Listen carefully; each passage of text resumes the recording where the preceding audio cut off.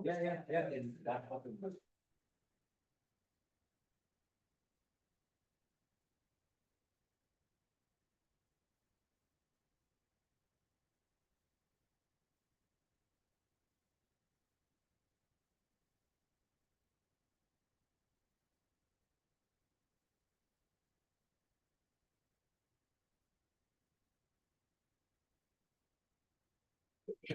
Okay, everybody, we'll call to order today's meeting, January 19th, 2026.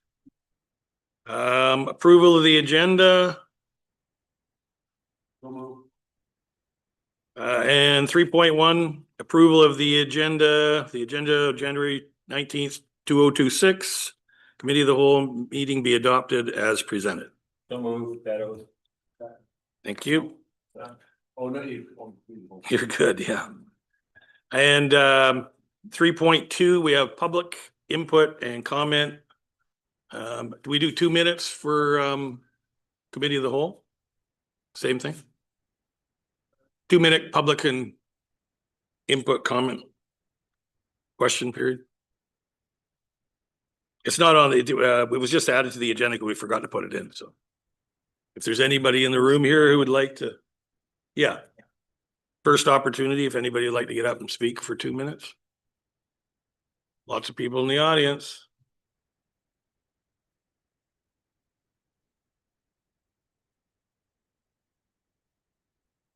Hello, just for the record, you state your name and.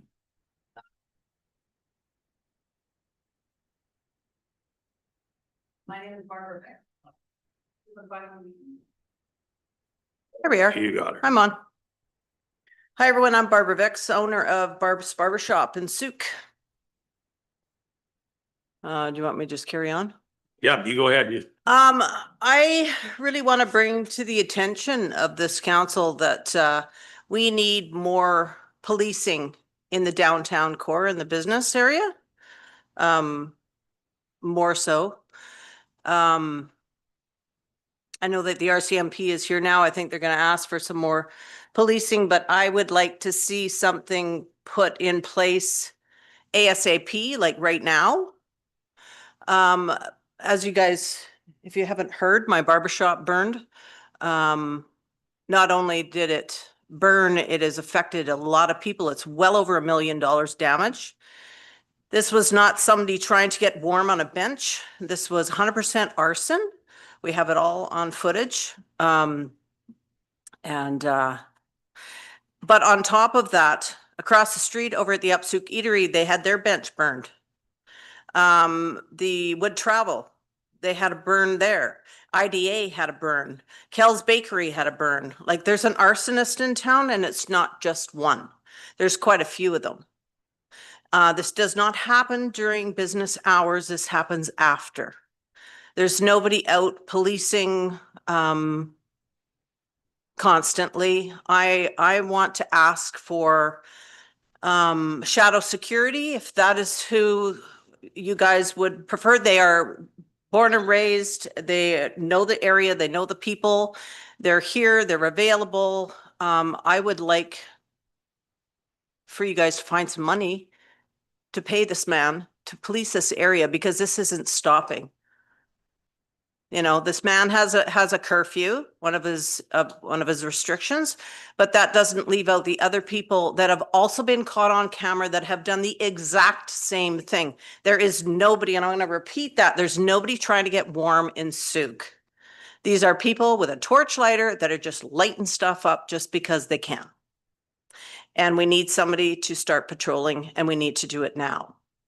I don't think we should wait and table this for another time and carry on like nothing happened, because when we all leave here, we're all going to drive right by the barbershop, the Sea of Bloom, and all the other businesses there that have been very affected by this. The other people are trying to do business as business should be done, or they'd be here backing me up with all the other stuff that's being burned.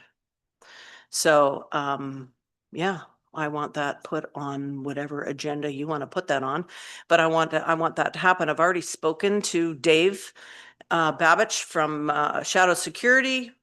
He's more than happy to patrol throughout the evening. He's around all the time anyway. And it would be nice to see him out there just in case one of these guys just happened to put their torchlighter on one of the, you know, benches that are around or whatever they come up with next. Because it is going to continue. This has been continuing for months. And yeah, I don't think I'm wrong in this. So I would like you to find the money and make it happen today if you can. I know the world doesn't revolve around me, but I sure would like it to right now. Right? So, yeah. Yeah, we don't need anybody from 9 to 5. We need it after hours because all this stuff happens after hours. So, Okay, well, thank you very much. I appreciate you. the message.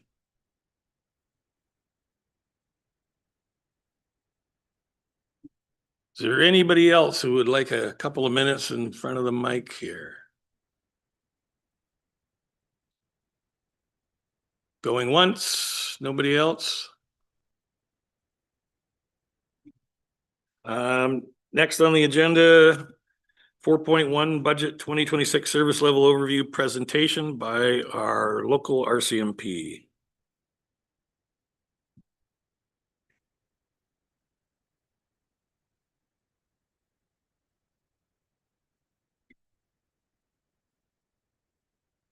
Good afternoon, Councillor Haldane and members of the council. Thank you for having me here today. We're going to be doing a service level overview along with some other items to discuss in regards to policing and SOOC. So I just have a quick agenda here. We're going to be doing an overview of the police services, criminal and population trends, service level review, some thoughts on public engagement and financial plan. And I've been coming in front of different councils for about the past 10 years of my career in different communities and whatnot. And this presentation and the information that I have on here, I would say is the most important presentation that I've done in my career in front of any council. I've been coming to this council for the past 3 years to discuss a variety of different things. And these are very, very important and stuff that everybody in here, I hope would like to address. So just a quick overview for us. We have 14 municipal police officers here that are budgeted. I will also point out, and I'll talk to this later in my presentation, that we have a total of 18 authorized, but only 14 of those are budgeted. And we also have 6 provincial police officers that work out of the SOOC detachment building, and their role is to police in the provincial areas. But as we're an integrated detachment, we all work together, and that's why we're able to have the police service that we have today. So 19 of those uniform frontline police officers are uniform 911 response, and we have 1 that's in GIS right now. This is a new position that got authorized last year. One thing that we have this year too is in the past, we had public service employees that was doing our administrative work, our support service work, and now we're transitioning for those to be municipal employees. They were always charged when it comes to budgeting. The district of SOOC always paid for those positions, but now under the municipal police service contract, they're going to be they're actually going to be municipal employees and not provincial employees. So just a quick overview in regards to the district of SOOC. This is a very fast growing community. And it's the 3rd fastest growing community in the CRD with a 9% population increase since 2020. This is only behind Langford at 18.5% and Colwood at about 12%. So one important thing, and for budgeting, this is very important to know, but in 2021, the population went over 15,000 people. That's no secret to anybody, but it did enact section 11.1 of the MPUA, which says that any community, any municipality that's gone over 15,000 people goes from a different funding model. They are no longer paying 70% of their policing costs, and the federal government pays 30. It's a 90-10 split. Now, just for the public's awareness, any municipal police force such as Vancouver, Victoria, or Saskatoon police, they pay 100% of their costs. They don't get that 10% credit or discount, for lack of a better term. SOOC does get that. So we only pay 90%, and we'll never go higher than 90%. So our policing resources have only increased 27% since 2020, while we had a 62% increase in population. Last year, we had a record call for service year. We have never seen more calls for service than we did in 2025. In 2025, we did switch to 24/7 policing. This was largely due to an increase of 2 provincial officers, which allowed us to get to a 24/7 model. The additional resources that we got last year went into our GIS section. So in short, and why this is important, is we've really been struggling to maintain core policing with the growth, and I'm going to go over that here today. So this is just a quick snapshot of the population growth and the increase in officers. I'm giving you some numbers here, but I want to break it down year from year. So as you can see, in 2010, we had 11 budgeted officers. Again, this is just budgeted, what's in the budget, not authorized, with our population. So since 2010, we only have an extra 3 budgeted police officers. Now, it actually went farther than this, but this is as much as I can actually fit in the graph. But we just really haven't been keeping up with the population growth here. Now, in 2010, our police to population ratio was at 1 to 981, which is already 22% above the provincial average, and that was now 16 years ago.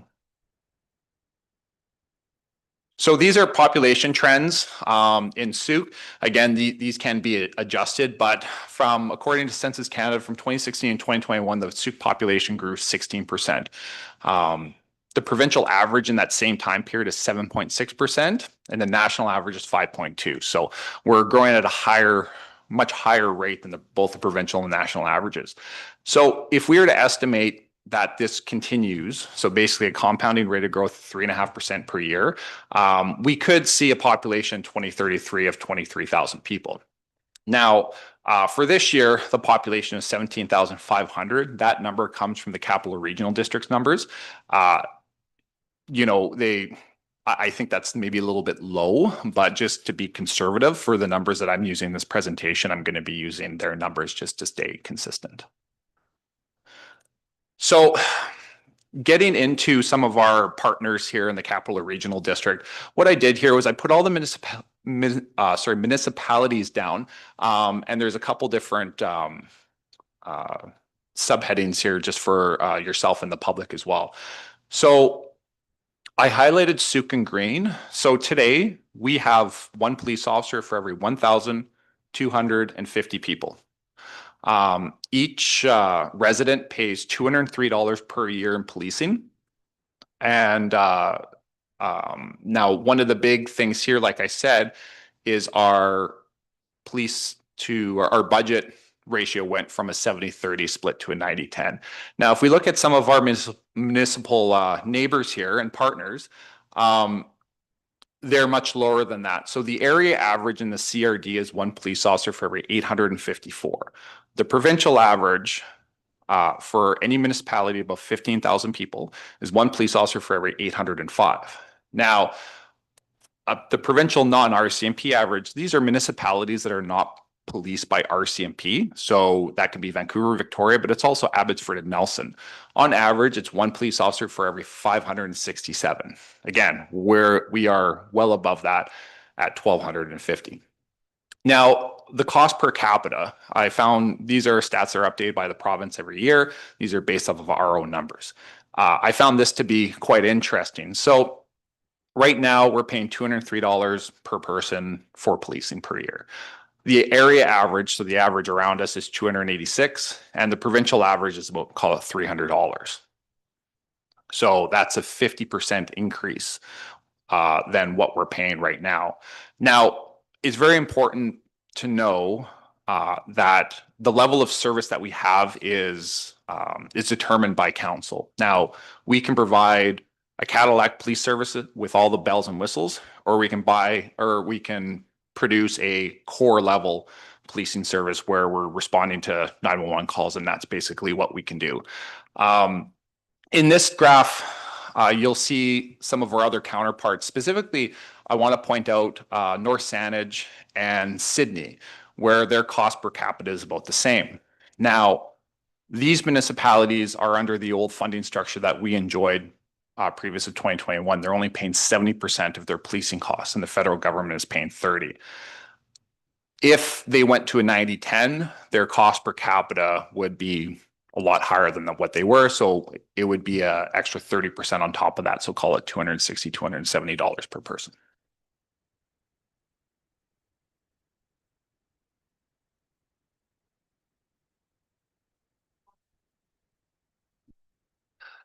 So as we're budgeted for 14 police officers, this is a provincial population to police ratio in Sooke. So basically what this is saying is the green bar is how many police officers are the cop to pop ratio for every specific year that's in there. So I went back to 2021 just for comparison. Now, if we were to keep the policing level that we are right now, as you can see in 2025, we're at one police officer for 1,250. It goes up to almost 1,300 right now. And by 2030, we're at one police officer for every almost 1,500 people at 1,484. Again, the area average is one police officer for every 805. So we are 55% higher than the provincial average. This isn't just a little.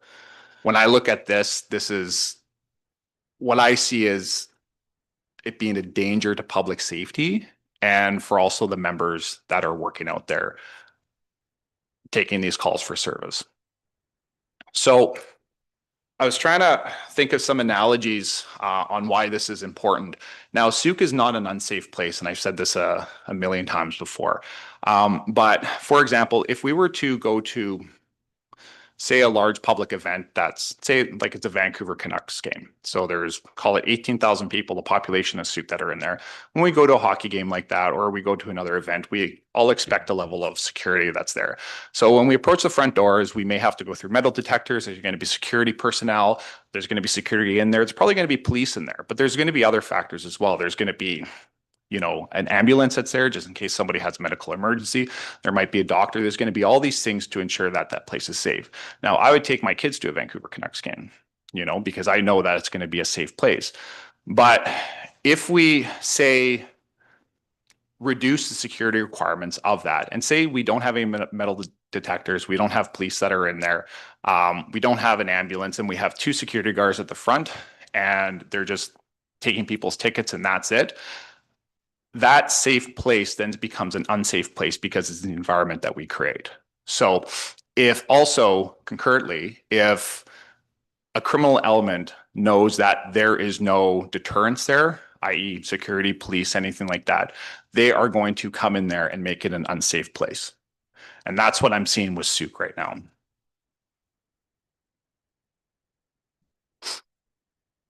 So I wanted to go a little bit further in regards to municipal comparisons. This is not my graph. This is from the West Shore RCMP.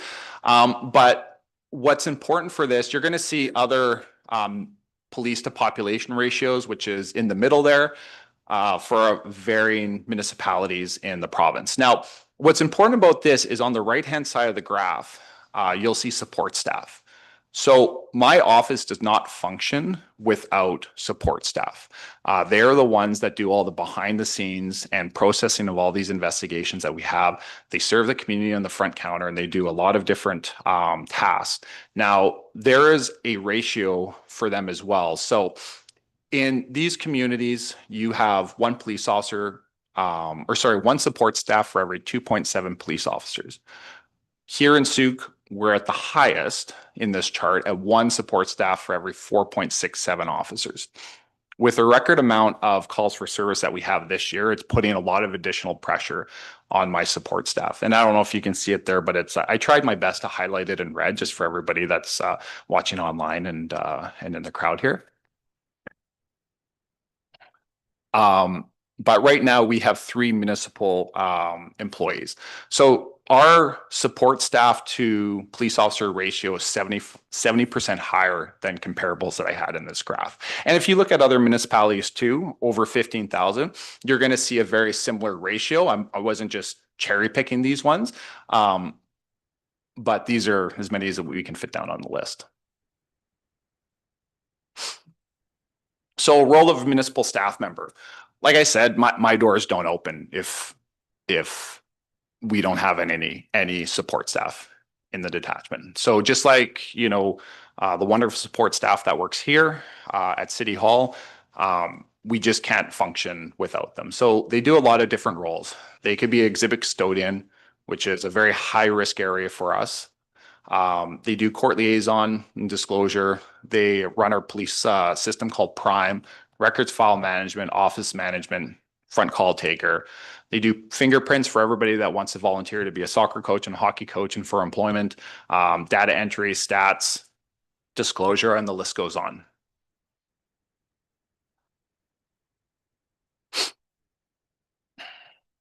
So I wanted to just really quickly bring out some police budgeting highlights from some of our partners here in the CRD. So Victoria, under the Community Safety and Wellbeing Plan, has approved 9 more officers. They're requesting 16 more this year. I don't know the status of that, but that's just the request that they're putting in. The city of Stanage is gaining 11 new policing positions, primarily due to community growth, which is listed at 2.1% since 2020. The city of Langford last year approved 4 new officers, which reduced its cop to pop ratio to 1 officer for every 788 in 2025. And the city of Colwood approved another officer in 2024 and 2025, bringing this down. So the municipalities there, they have a cop to pop ratio goal of, in Colwood, it's 1 to 850. So again, 1 police officer for every 850 people. City of Langford is 1 to 725. So they want something a little bit more robust and to increase the service level. And the city of View Royal is 1 to 875. Again, the provincial average is 1 to 800, and anything above that, we can start adding extras in there. And anything below that, we typically focus on core policing and the specific needs of the community. Chair Haldane, can I ask a quick question? Sure. Yeah, what is your understanding of our ambition for a cop to fob ratio? It was 1 to 9 something. Yeah, it's a good question. I'm going to bring it up a little bit more when it comes to cop to pop ratio, but in short, just to answer the immediate question, is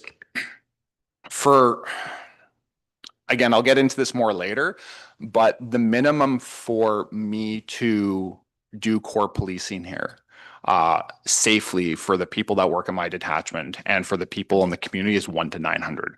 And I will go through that later. I do promise. Thank you. So I just want to really briefly bring up the RCMP budget for the city of Langford, just because it's our neighbor, and also because of the rate of growth that they have there. They're a lot bigger than we are. I understand that, and it's a different municipality, but they do have a high rate of growth. And this is what they've done in the last 5 years. So ignoring the police budget aside, but over the years, they've been increasing their police budget. Now, a lot of these is a natural, police are not, like our office is not immune to inflation. And unfortunately, in the last 5 years, we've encountered a lot of inflation with the devaluation of our purchasing power. So that's what some of this reflects, but it also reflects in my next slide here. So this is more specific what they're doing with the increase of officers. So the most important part of this graph is on the right-hand side with the population percent change and the officer percent change. So the population percent change is year-over-year population growth, and the officer percent change is the amount of officers that are increasing. That is the boots on the ground. That is what makes the difference when it comes to public safety. So generally with this, as the population increases, the city of Langford has generally increased the officer amount based off of the population amount. So what they're doing is they're keeping up with the population growth. Now, sometimes you might have a little bit more, like in 2024, and I don't know the dynamics of that. Sometimes you might have a little less, like in 2023, for example, but it's not much, and it really keeps up. So again, the sourcing that I have is langford.ca, and this is right on the city webpage. So this is probably one of the most important graphs that I came with. So this is our 3-year call for service trend since 2023.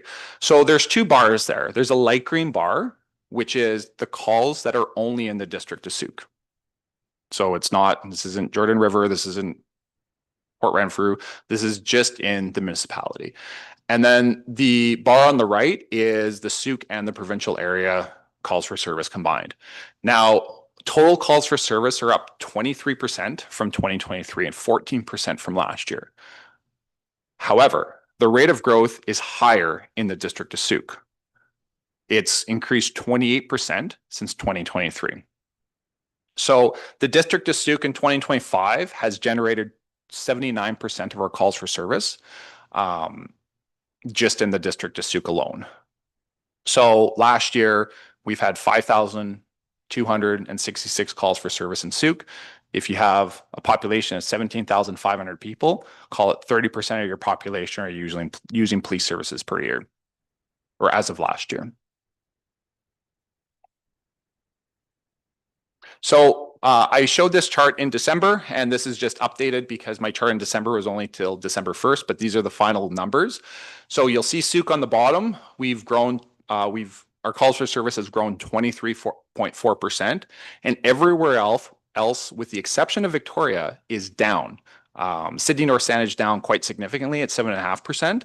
A couple of communities that are fairly neutral. Oak Bay is down 5% and Victoria is up 7%. I can't speak to those communities why they're up or down, but what I do see here is that our calls for service have skyrocketed 23% in 3 years, and that is a big jump. So if I were to project those calls for service, I did this last year as well, and my numbers were too conservative, but I'm using the same metrics here. If we have 3.5% rate of growth for calls for service, that's the green bar. Now, on the higher end, I had 7% rate of growth per year for calls of service. Now, as I said, last year we had 14% growth. I'm going to say the same thing that I said last year. I was wrong last year, but I'm going to say it again this year. I don't think we're going to go up double digits in Sooke. I can't see that happening for a prolonged period of time. But if we go up low to mid single digits, which is what this graph is representing, this will give you an idea of the number of calls for service that we're going to receive. And by 2030, so call it 4 or 5 years from now, if we're on the higher end rate of growth for this, we're going to be at 10,000 calls for service. Now, I'm not saying that's going to happen, but that's just a trajectory that we have based off of the 2025 calls for service. So this is the crime severity index, and this is the 5-year trend. I showed this at a previous council meeting. So the average crime severity index is 92, and I'll back up a little bit. Crime severity index, it's a bit of a complicated calculation, but essentially it is a formula that's used to determine how serious a crime is in a community. What you don't want is you don't want your number to go up. You want it to go down. Now, there's always going to be a crime in the community. You can have 500 police officers here, and there'll still be some level of crime in the community. But what you don't want to see is you don't want to see this go up. You want it to go down or at least stay fairly flat. The average crime severity index for BC is, call it 93. Sooke is 16% lower than that average. Now, fresh off the presses, what I saw the other day, just after I submitted this, is our internal numbers are showing that our crime severity index is going to be close to 90 for 2025. So we're essentially at the provincial average if those numbers hold up. Now, I'll wait for the official ones from StatsCan, but that's what we're seeing internally, and that very much concerned me. So we've increased 44% since 2020 in the crime severity index. The province has seen a 4% drop in that same period. So there's something else that's going on here. And we do see it because we are getting more calls for service. This isn't necessarily based on calls for service. Like crime severity index in Vancouver can be lower in a place like Kamloops. You know, it's divided by the population and the types of crime that's being committed. But for us, we have a steady trend up and to the right. This is probably the most important chart that I have on this graph. And I highlighted a couple different things here, and this was concerning to me when I saw this. This is why our crime severity is going up. So this is, I'll explain it first and I'll get into the weeds about it. But this is for the past 3 years. What I did was I took a number of more serious calls for service and investigations that we have. So these are the type of investigations that are much more labor intensive. So if people sometimes are not wondering why we're not out on the road, is because we are investigating these type of calls for service. Now, not too long ago, I mentioned that organized crime is coming into Sooke, and we're seeing more of it. So under drug trafficking, which I have highlighted in orange, in 2023, we had 13 drug trafficking investigations. In 2025, we have 40. That's a 207% increase in 3 years. Now, what's more concerning is 88% of those are happening in the district of Sooke. So right here in our municipal borders, 88%. So sexual assault and sexual interference involves a youth. We went from 25 investigations in 2023, which is already too high, to 35. It's a 40% increase, and 74% of that is happening in the district of Sooke. Now, I presented a graph not too long ago, and I said in the council meeting I wasn't really that happy with it because I don't think it really accurately reflected the amount of investigations we have involving youth victims. So at the bottom, this is investigations involving child victims. So this could be sexual assault, it could be assault, it could be uttering threats, it could be something else, but where the victim is a child. So we went from 31 investigations in 2023 up to 83 in 2025, which is a 168% increase. And 88% of that is happening here. Now, this is not a school directly related thing. These are just general investigations that we have. They can happen at home, they can happen on the street, they can happen wherever. So these aren't files that are involving just at the school. Some of them could be. I'm sure there's definitely assaults that happen at the school grounds, but most of these are outside of the school ground. So, but it's gone up 168%. So, and there's some other ones as well, and I want to highlight those. But what we're seeing is the most serious stuff is generally happening in Sooke at a proportion that's higher than what it should be. So if Sooke is paying 70% of the policing costs for the detachment and the province is essentially paying 30, and we have these happening like at a higher rate in Sooke, then obviously we have an issue here.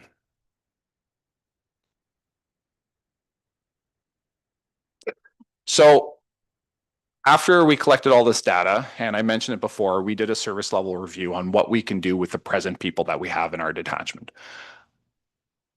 And here it is. So we did a service review to determine the capacity of the detachment with the demands from the community. With the current capacity of the detachment and budget, the significant rise in calls for service, population, serious crime, a service cut will be implemented in 2026. Police to population ratio is the highest in the province for Sooke and has been elevated for about 15 years. In 2026, there will be 1 police officer for every 1,293 people. This is dangerous for the public and for the RCMP officers that serve here. So tonight, and I'll bring this up a little bit later on, I asked this question to people. I say, okay, there's for tonight, how many police officers do you think will be working tonight? And I've brought this up to the council before, but this is for the people that's here and this is for the people that's listening online. How many police officers do you think are working tonight? And people will say, oh, there must be 10, there must be 12, there must be 7. There's 2. There's 2 people for 17,500 people. So this is also very unsafe for the officers that work in my detachment because they don't have access to backup. They simply don't. If one of those officers has to go and deal with something and you have another officer on the other end of town or whatever it may be, and they got a call for help, then it's very hard for them to be safe. during their shift. I can't tell you how many times last year where I knew my officers were going to be very short in a night, and I didn't know if they can make themselves safe during that shift because there simply wasn't enough of them. Not because Souk is a bad place, because there's simply not enough of them. Besides their safety, it's affecting their wellness as well. We had a higher vacancy rate last year because of members going off duty sick. And a lot of that has to do with burnout. This is a very hard job. They see things that other human beings should not have to see. And if they don't have the support and they don't have the backup to make them feel safe or make them be safe, then it makes the job a lot harder than it needs to be. We are using a lot of overtime to maintain basic officer safety levels. These involve officers that don't work here. They work in other detachments, sometimes as far as Nanaimo. And they come in here to do one shift because we need to maintain a basic level of officer safety for that shift. And we've been doing that a lot. So as I mentioned before, the crime severity index has gone up 44%. We simply just don't have the capacity to address this. The community is expecting to grow, which would compound these issues in the coming years. So for future planning, these issues are only going to get worse before they get better. And the risk to the organization is at critical levels. With the absence of additional resources, it would directly impact our ability to operate at an effective level, which could erode public trust, officer safety, and public safety. There is a narrow window to avoid service cuts in 2026 with the budget plan that I have here. So the risk to our budget if we stay the same. So now I mentioned before, we are authorized for 18 positions. Council authorized 2 more positions last year. And thankfully they did because we had a record amount of calls for service last year. And we put those positions in regards to our major crime GIS unit, which has been nothing short of superb this past year, investigating the most serious crimes that we have in the community. So in 2025, I'm sorry here, I missed one. So if we have a serious incident such as a homicide, this is going to put additional pressure on the budget for 2026. Overtime, unfortunately, we're going to have to continue to utilize to maintain minimum levels. So we have the same level of service that we had in 2025.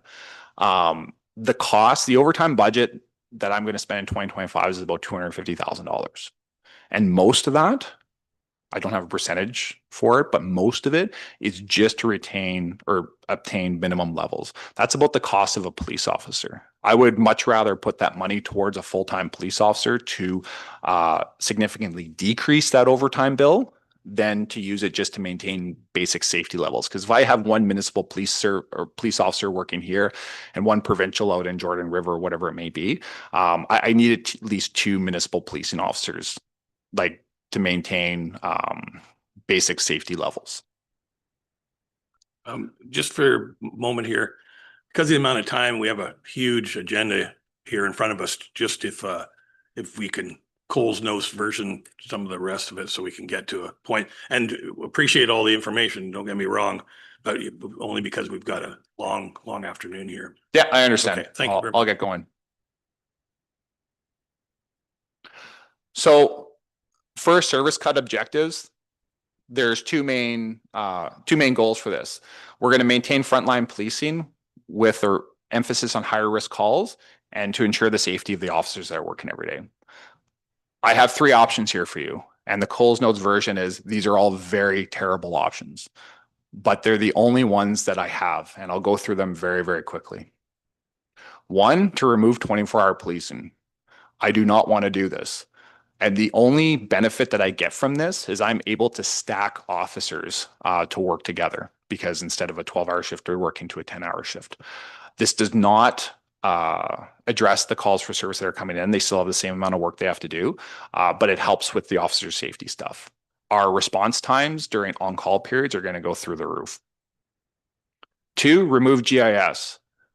This is the worst out of the 3 options, I believe, because we only have 1 officer. This slightly increases my officer safety, but now I can't deal with the most important calls for service that we have. And again, The main reason why I'm even presenting these things is because our calls for service have gone up 23% in the last 2 years and 14% since last year. This is, I think, the best option out of all three is to keep 24-hour policing GIS, but essentially we attend to a lot less calls for service. They can include small fraud, shoplifting, property crime, tenant disputes, keeping the peace, historical break and enters, alarms, non-serious collisions, suspicious person, and bylaws. So people are going to see us less out on the road so we can focus on those larger investigations that are happening with the critical,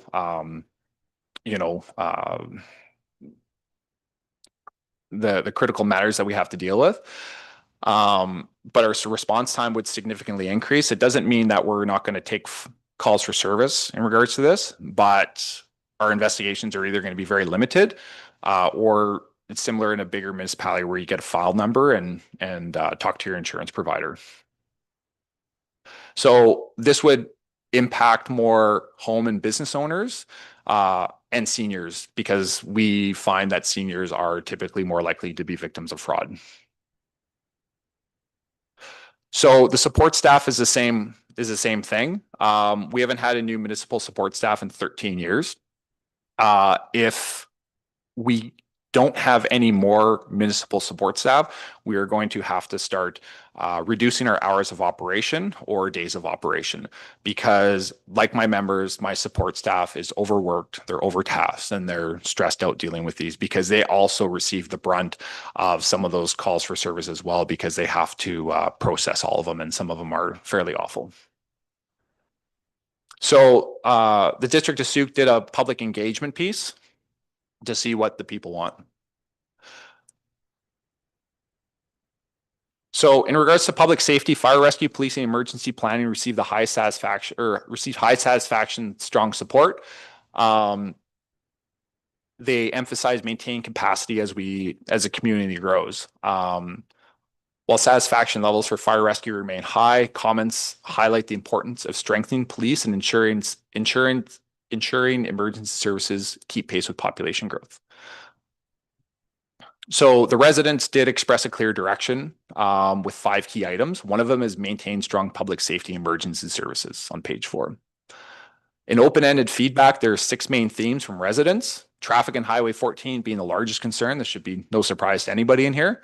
Public safety and cleanliness related to homelessness, drug activity, and petty crime was one theme, which is at 22% above transit and healthcare. So priorities for investment. So we did the public booths. I think a lot of you were at some of them, and somebody in the crowd, I'm sure I spoke with you at some point during one of them, but there's 27 categories that people can pick from. Policing was the 4th highest. So this is very, very high on the radar for the public in things that they would like council to focus on. The first is active transportation. That's number 1. 2 is local roads. Parks and Rec was 1. And local roads was 3. So this was policing at being 4th was higher than some categories, such as above affordable housing, fire rescue, and traffic calming, along with buying lands for public roads and facilities. They were also given an option on what they would pay more for in terms of property tax. Police ranked 3rd. So there's a question on there when asking for a potential 5% tax increase to strengthen police service delivery. This would cost residents $7.35 a month. 63% of respondents supported increased investment, with 42% strongly supportive before they even heard of a tax value. Supporters recognize the value of community police and response times, but they also want that balance on affordability.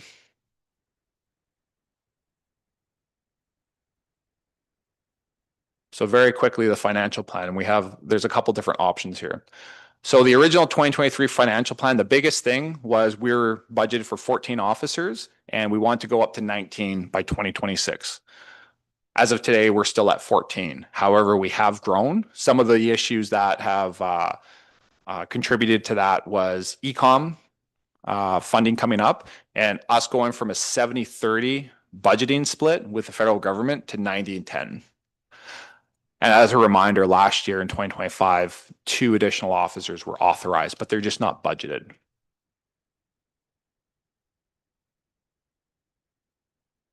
So basically some of my highlights for last year, I asked for two officers, an office manager and a GIS disclosure clerk.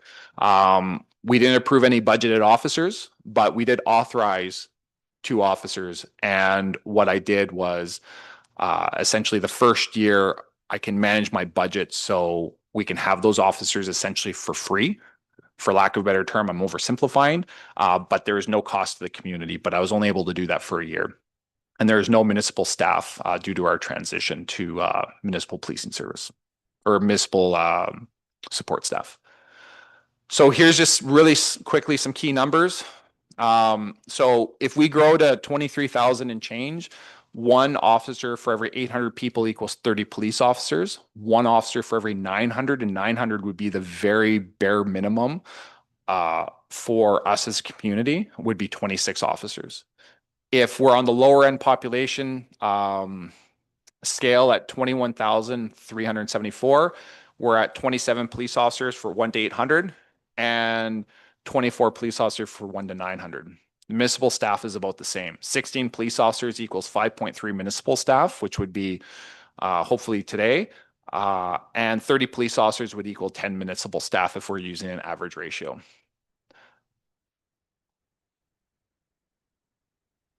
So for a thought exercise, if our population didn't grow at all and you believe that we were going to be stagnant for the next 5 or 6 years, this is a roadmap to get us to one police officer for 833. Essentially, it would be going up to 16 officers this year and one officer every year after that to get us to a total of 21 officers by 2031 at one police officer for every 833 people. But that's just how far behind we are. That's just to catch up. And that's assuming we don't have any population growth here at all, which I don't believe is going to be the case.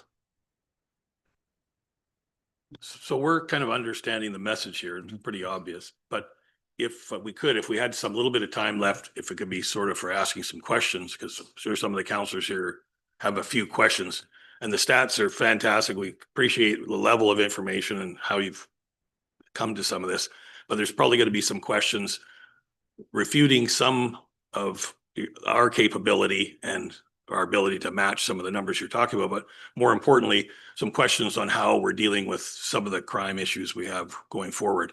And those questions would be good for the audience as well. And counselors need to understand how we're going to get there, and maybe some good news in the future with some of the changing rules and, provincially and things like that. So if you've got a few pinpoints here that you want to throw out at best, but really a question period here would be really good for us. So if you give me 2 or 3 more minutes, You bet. I can give, and I appreciate that. I do apologize for everyone here, but I'll get through this really quickly here. So just in regards to the budget request, and I want you to be aware of this now so you can digest it and potentially have some more conversations about it. But essentially what I'm asking for this year is to go from 14 budgeted officers to 16. So that was the to budget for those 2 police officers that were authorized from last year. So that's essentially the GIS unit. Because I want to respect the budget and also respect doing this in some sort of order and the public wanting this to be balanced, what I would ask for as well is an increase authorized officers from 18 to 20. So we'd be doing the exact same thing we did last year. I can provide those 2 police officers essentially for free for a year by managing my budget. Now, a lot of that is because it takes about till the end of the year before I can get somebody in the chair. But if we don't do this now, it's going to be closer to 2 years before we address that capacity. So budgeting from 14 to 16, increase authorization from 18 to 20. Now that's on the police officer side. The support staff side, I would say, is just as critical. Authorize the creation of a detachment municipal manager to run the municipal staff that are over there, and authorize the creation of a GIS disclosure clerk. I can either have a police officer do this for $260,000 a year, or we can have a GIS disclosure clerk at $100,000 a year to do the same job. For budget savings, I would rather, in this case, have the support service. And these are the mandatory minimums for me to not cut services this year. So I won't talk about what they do for jobs, but they're up there. You can review them later. So basically the main takeaway of this is I have a $600,000 surplus this year. This was known. I was able to do it. And unfortunately we did this. We got a lot of this surplus through vacancies because I had a lot of people off on different types of stress leave because they were simply just overworked. So this is not a good news story, but this is a reality. What I propose is using some of that surplus to significantly reduce any property tax increases for 2026. There's 3 ways to do it. If you want to utilize no surplus, and again, what I'm asking for is the minimum so we don't cut any of our services because we just simply have too much that we have to deal with. 2 officers, an office manager and GIS clerk, it would be a 5.13% increase in property tax. Households per year, it's going to cost you $90.85 for this. And per month, it's $7.58. Under the Let's Talk Souk 2026, this is essentially what we were asking, and 63% of respondents were good with this. Now, if we utilize half of the surplus that we have, we bring that down to 2.74%. Household cost per year is going to be $48.25, and it's going to cost everybody $4 a month in order to do this. Now, the rest of the surplus, call it $250,000, and that surplus is going to vary a little bit by the end of the year, but that can go into cash reserves. Now, if you utilize all the surplus, and this is what council decides that they want to do, it's a 1.1% property tax increase. And you get those officers and staff for $159,000. Now, any of these options is just for 2026, and we can provide with the surplus. It's only 1 year relief in terms of the budget, but those are 3 different options for council, and I'll leave it at that.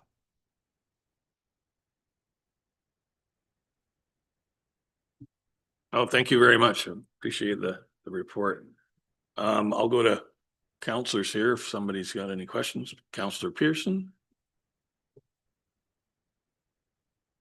Thank you. And my question is, I think I'm going to, I don't know, I'm trying to get my head around. I think this needs a different kind of approach, like maybe a different committee of the whole just to deal with the policing, because I think there's some, I have some thoughts around suggestions in there, and maybe I'm off base. You were here for a member of the public speaking. In a 30-second anecdotal response to that, can you could you give us your thoughts on that? Is that okay with the chair, through the chair to you? Yeah, just because that's a real issue that's happening really right now. A couple of suggestions, and include in your anecdotal response, would private security roaming around downtown Souk, would that alleviate or help you? Thank you. Yeah, in some cases, like private security is something that's been very well documented in a lot of different municipalities. There are some circumstances where it could be helpful. Like, for example, the Vancouver Canucks game, you have a lot of private security that's there. There's commissionaires, there's different local security companies that'll do stuff. There's a lot of different companies, and they do provide that need in terms of patrolling, but if they see anything, they call us. So like it's still going to be a police response, but there's more eyeballs on the ground, which is helpful. So if a business decides that they want to do that, they can. Now, I can't talk about specifically that, and I do appreciate the member of the public saying what she said, because it is very important. Like I said, if I have 2 police officers working tonight, and they are dealing, like, we average 18, 19 calls for service per day. Their time is really at a premium, unfortunately. So what it does is it creates less, we're not as visible in the community as I would like to be. We have the worst police to population ratio in the province, not second worst, the worst, at almost 1 to every 1,300 people. But at any rate, I want to get my officers on the road more. I came here for a previous council meeting and I said impaired driving is down whatever it was 40% or 30%. That sounds really good, but it's because we're not on the road as much as we were. And that's because we're dealing with all those horrible things that I put in that graph. And I want to get back to a place where we're more visible, and simply we're not.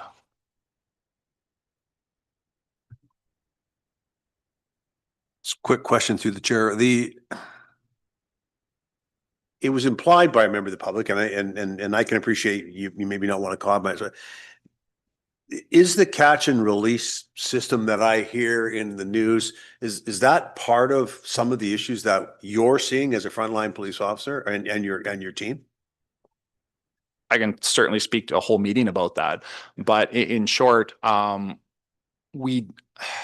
policing in general, this is not just a Sooke thing. This is an everywhere thing. We deal with a smaller section of the population that's committing the most amount of crime. So one of my priorities this year is prolific offender management. We have organized crime and prolific offender management, because those prolific offenders, they're the ones doing a lot of the crime. So you might have, somebody who's a break-in artist, or you might have somebody that, I remember back in my career, there's somebody, they would steal a car every single day, not here, but in a larger municipality. And that's just what they did. And you had a couple people that would do a lot of these types of crime. And with our prolific offender program that we have, we've put our energy into that to deal with those people. However, what we're getting is, because our population is going up, we're still getting a spike because we can only deal with so many people at the same time. But yeah, we do see like our frequent flyers, and if they do get released, we're often dealing with them the next day. Absolutely. Councillor Meadows. Yeah, thanks for that very enlightening. It's not, it's just actually shocking, and it's a really tough thing that we have to now deal with the budget to pay for some of these things. There used to be a program a few years back called Citizens on Patrol. And my understanding of how it worked is they were sort of eyes on the community, and the volunteers, they get a stipend from the district to pay for gas and things. And the value of that I saw at the time, because I had some dealings with it, is just that these prolific offenders, or these ones that, we talk about maybe this arsonist, if they're aware there's more people watching them, they tend not to act out as much. Would a Citizens on Patrol be beneficial to you, or would it be a pain in the ass of having people phoning you? So, I mean, I want honesty here, and you're very good with us and telling us that. Would something like a Citizens on Patrol be advantageous to you? Yeah, great question. Thank you for that, Councillor Meadows. So I've worked with Citizens on Patrol for a number of years in different communities. Recently here, we've done Speedwatch, which is just strictly for traffic enforcement speeding. So you may drive by them, they have the big sign and the radar, and they let you know how fast you're going. They're wonderful, and they curb behavior on the road. So if people know that Speedwatch is there, like, they don't give tickets, but people will actually slow down. So Citizens on Patrol is, yes, to your point, it's eyes on the road. They won't help with prolific offender management, unfortunately, because they can't spy on people's text messages and phone calls and inside their house and that sort of thing. But what we've used them for previously is to maybe do patrols of parks, maybe do patrols of schools, businesses, and kind of that sort of thing. And they have the decals on the side, Citizens on Patrol, and they call us in if they see anything. So it is helpful in that way, but it wouldn't be effective. And they're volunteers, so there's no cost, and we hope to get them rolling again. But they wouldn't necessarily be helpful when it comes to those big time prolific offenders and reducing those, but they're certainly wonderful and helpful when it comes to an extra set of eyes on the road. Go ahead, Jeff. Yeah, thank you. Yeah, so thank you. Substantial presentation as ever. So I have 4 questions. So let's start off with, opening comments. This cop to pop ratio is a disgrace. And we knew this in 2023 when your predecessor, Staff Sergeant Shaw came to us. We were 1,194 at the time. 1 to 1,194. The ask back then, which council supported, 2 new hires in 2024, 2 more in 2025, 1 more in 2026. So we've not necessarily followed that. clearly with this comp to pop ratio. The increase in calls is sobering and shocking, as Councillor Beto said, and we must continue to fund new SUK RCMP hires. So my first question, the crime severity index risen by 44% since 2020. Now, as I understand it, this speaks to your success in identifying high profile serious crimes, because that's how this crime severity index is measured. Is that correct? Yes and no. Again, something I can speak to a lot. And also I just want to, before I answer that question, I'll also just say that, like, when I got here in 2023, I never, would have thought in a million years that our calls for service would have gone up 23%. And this has caught us all off guard. And nobody has a crystal ball. We can't foresee this type of stuff. I can make projections, but they're only worth as much as the paper they're written on, because we can't see into the future. So that's why I'm coming now with such urgency when it comes to how we proceed forward, because I looked at our calls for service as of year to date today from last year. And mind you, it's not even the end of January yet, but we're about the same in terms of the pace. So to your question, Councillor Bateman specifically, is the CSI will somewhat reflect some of the proactive work that's being done, particularly when it comes to maybe, like drug busts and that sort of thing. But certainly not when it comes to assault. People are going to assault people. When it comes to a sexual assault, like when it comes to, a number of those other categories that I have on there, because unfortunately those things are going to happen, and there might be other issues at play. And it's not necessarily something that we can prevent, but because they do happen, it is incumbent on us and incredibly important for the victims and the community that we investigate those properly. Yeah, so thank you for that. And I'll agree with Councillor Pearson. We need a committee of the whole session to discuss this, because provincially, I think the crime average is down. Service calls are down 11% or something. And here we are. So something's going on in this community, and we better address it as best we can. So the second question revolved around just you mentioned 11 to 14 officers since 2010 and that increase in resources. However, it's worth noting that the police budget in 2010 was 1.2 million. We're now up at 4.3 million. So certainly the funding has been flowing from the district to support SUK RCMP. That's a statement, not a question.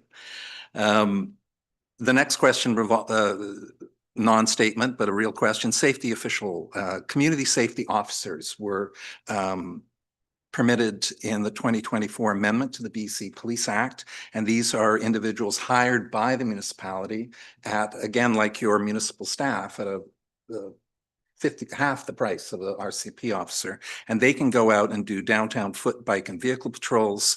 They could work at the school, at the shelter, do other administrative support. What's your thoughts on how to integrate potentially that into our service? Yeah. Thank you for that question. You'll see them in different municipalities, and you'll see them in different provinces as well. In Alberta, I know that there's, they call them something different, but they actually do traffic enforcement, but they're not peace officers. So one of the reasons why they cost so much less is because they're not trained as a police officer under the Police Act. So they have limited powers, but they can do things for you. So if you go into Victoria, Saanich has some, and there's other different types of communities. They can do things like foot patrols and crime scene management and that sort of thing. So they're typically more useful when you have a downtown core and you're able to do those foot patrols, like Victoria, absolutely. Saanich, absolutely. SUK, we haven't developed that far yet. So when it comes to a cost to benefit basis, like I don't see it there. Another thing that they do is crime scene management. Now we don't have enough, we're not quarrying off different areas every single day with police tape and that sort of thing. Certainly do sometimes, but what I do to save money and also provide the good service when it comes to that is, like, we utilize commissionaires. So it's they are used as because what you just mentioned, that they'll also guard prisoners. We will use the commissioners to guard prisoners, and they cost 40% less. And they provide that too. They can also provide administrative support as well, but that's very, very limited. And there's some other things that they can do as well. But so they're about, I think their salary is about $60,000 when you include, it's a municipal pension, that sort of thing. They're around 100. For the same cost, I would like to have, especially like the GIS disclosure clerk, because that supplements, in this case, this doesn't happen all the time, so we're in a very unique position. But that position supplements a police officer for $250,000. So you're really balancing the needs of what we need in order to provide our service, but also balancing the cost needs as well. And I will find every efficiency I possibly can to keep that number down and at least make it into a manageable minimum. Okay, thank you. Yeah, so the final question revolves around what Barb said earlier. Okay, so there's a sense in our downtown core, as much as it's not the city of Victoria, it is still there's a measure of uncertainty for both residents and business owners. The Chamber of Commerce, Deb, are you here today, Deb? No. She organized a business walk, and on that walk, it was identified that local business owners are concerned around homelessness and just the shoplifting, a number of issues that officers on a beat would be able to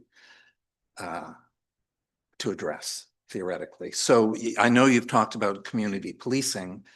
Potentially, could that be advanced in your schedule to get some security into the town core? Yeah, the nice thing, and I didn't get too much into the plan, and I'm very happy to come and do a full presentation to committee, the whole presentation, because there's a lot of incredibly good information that I went through very quickly to manage everybody's time, because I want to respect everyone's time.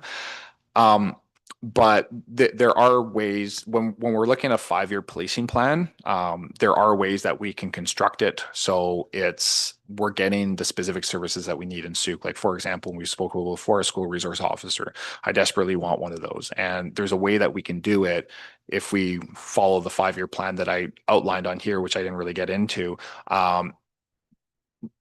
potentially in 2 years. So it just depends on kind of how we want to move forward with this. But to the presenter's point before I came on, our property crimes, and I mentioned this in the last quarterly meeting, like it's gone up like 80 or 90% or something like that. Like, it's gone up very high. So we're seeing that. There's a couple of reasons why that may be happening. Like, crime's always going to happen, but we want to put a lid on it, and then we want to investigate it when it comes forward. But because we have less officers on the road, because we're dealing with a priority sexual assault or a child sex assault or organized crime, drug trafficking, prolific offenders, a serious assault, a serious fraud, potentially a senior who's been defrauded of hundreds of thousands of dollars. Like, these are things that we need to put resources into. And unfortunately, it takes us away from being on the road. And that's why our impaired drivers are down. It's not because there's less impaired drivers on the road, I don't think. It's because we're just not on the road as much catching them, because we're dealing with these other matters.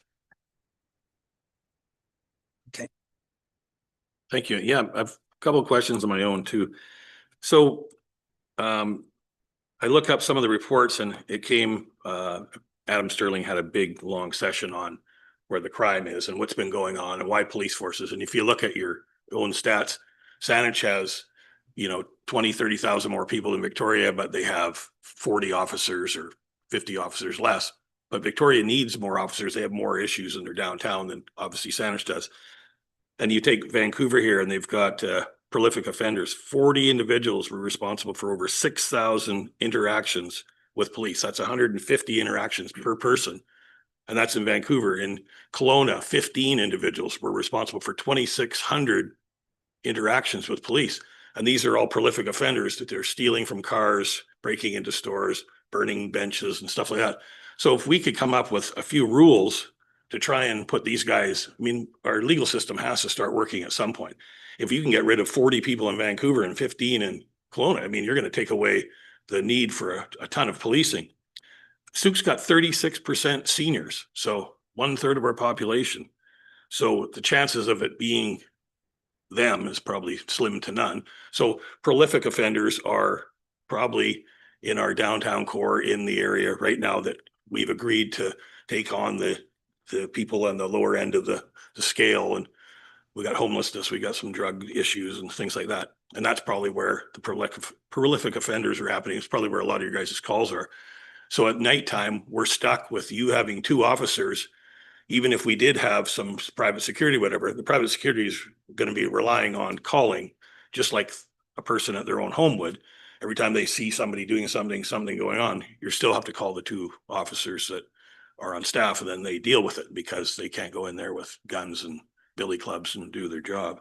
So in the end, if we could just take care of rules somehow provincially, I mean, you guys, you put out a great report here. Do you not get to sit in front of the province and say, listen, we need rules to make this work and this work, because it'll cut our police forces by 10% or 20%. And downtown Victoria is just absolutely living proof that needs to be done. They're saying they need 340 police officers in downtown Victoria, and they got 240. So the difference there is what? Just the fact they've got such huge high volumes. They need that many people, and yet they're half the police rate of Souk, for the amount of officers per people we have here. So is there anything we can do that helps out from that end? I mean, Yeah, a lot of these, and those are all very good points, and a lot of those potentially required, certainly above my level, but legislative changes, if we're going to make any types of different laws or rules or whatever have you. It gets very complicated and not something that I can necessarily answer in a short window. But I do agree. Like, I worked in Kelowna for a number of years, and the car theft story was in Kelowna. This individual would steal hundreds of cars every year.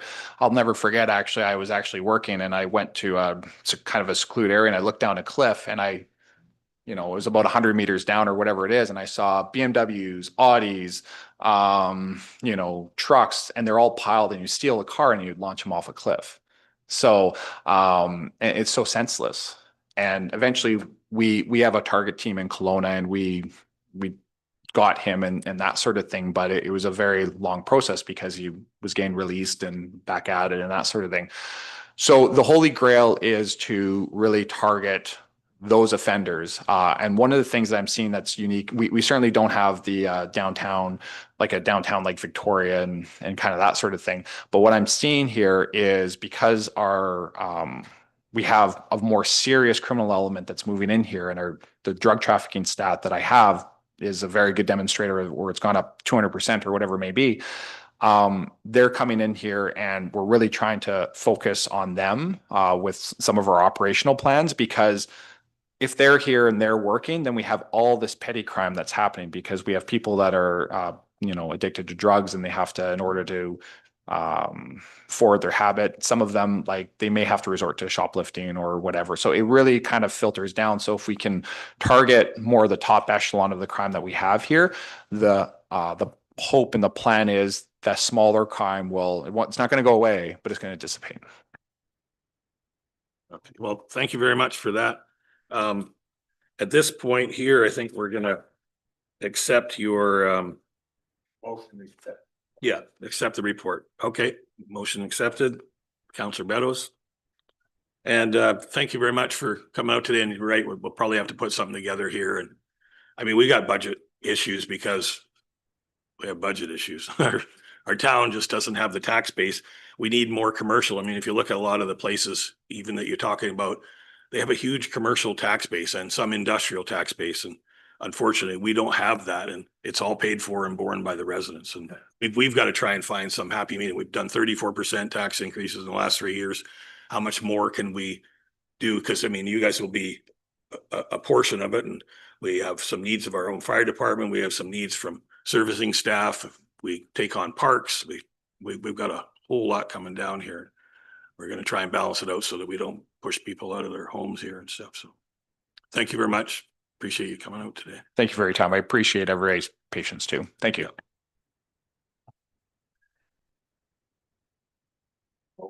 Okay. Yes, this, so motion on the floor, we'll vote on accepting the report. Okay. Unanimous. And that council directs staff to bring forward the budget 2026 deliberation, any financial impacts arising from this service overview discussion. So moved, Councillor Bateman. And we're good. So vote. All good, passed, unanimous.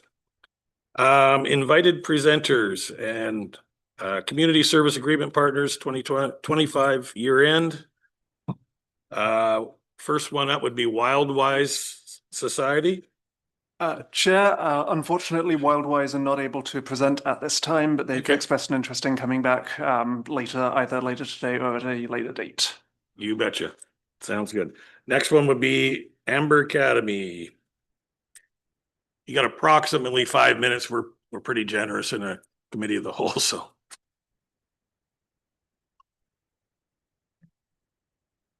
Thanks. I'll try and be under that 5. All I bet good. I can. I just wrote it out this time because I thought that way I won't forget anything. Good afternoon, and thank you for the opportunity to share an update on Amber Academy's work over the last year. Sorry, I should introduce myself. I'm Kelly Dunn, Executive Director for Amber Academy Youth Fine Arts Society. Sorry about that. Last year, the District of Sault provided $7,000 to support our arts-based youth empowerment program. This funding allowed us to deliver a full year of programming from September 2024 to June 2025. We offered after-school classes 3 days a week at the Sault Community Hall, serving more than 80 students from kindergarten through high school. Classes included acting, art, choir, costumes and fashion design, photography, and technical theater. We also provided healthy after-school snacks for the students. Beyond weekly classes, students participated in community events and 2 full-scale musical theater productions at the EMCS Theater. Their work also was showcased at our annual gala in November and the Sault Youth Arts Festival in June. While admission is charged for some of our events, we strive to keep prices affordable for families, and revenue typically covers only a portion of production costs, such as revenue, rent, costumes, sets, props, equipment rentals, and licensing.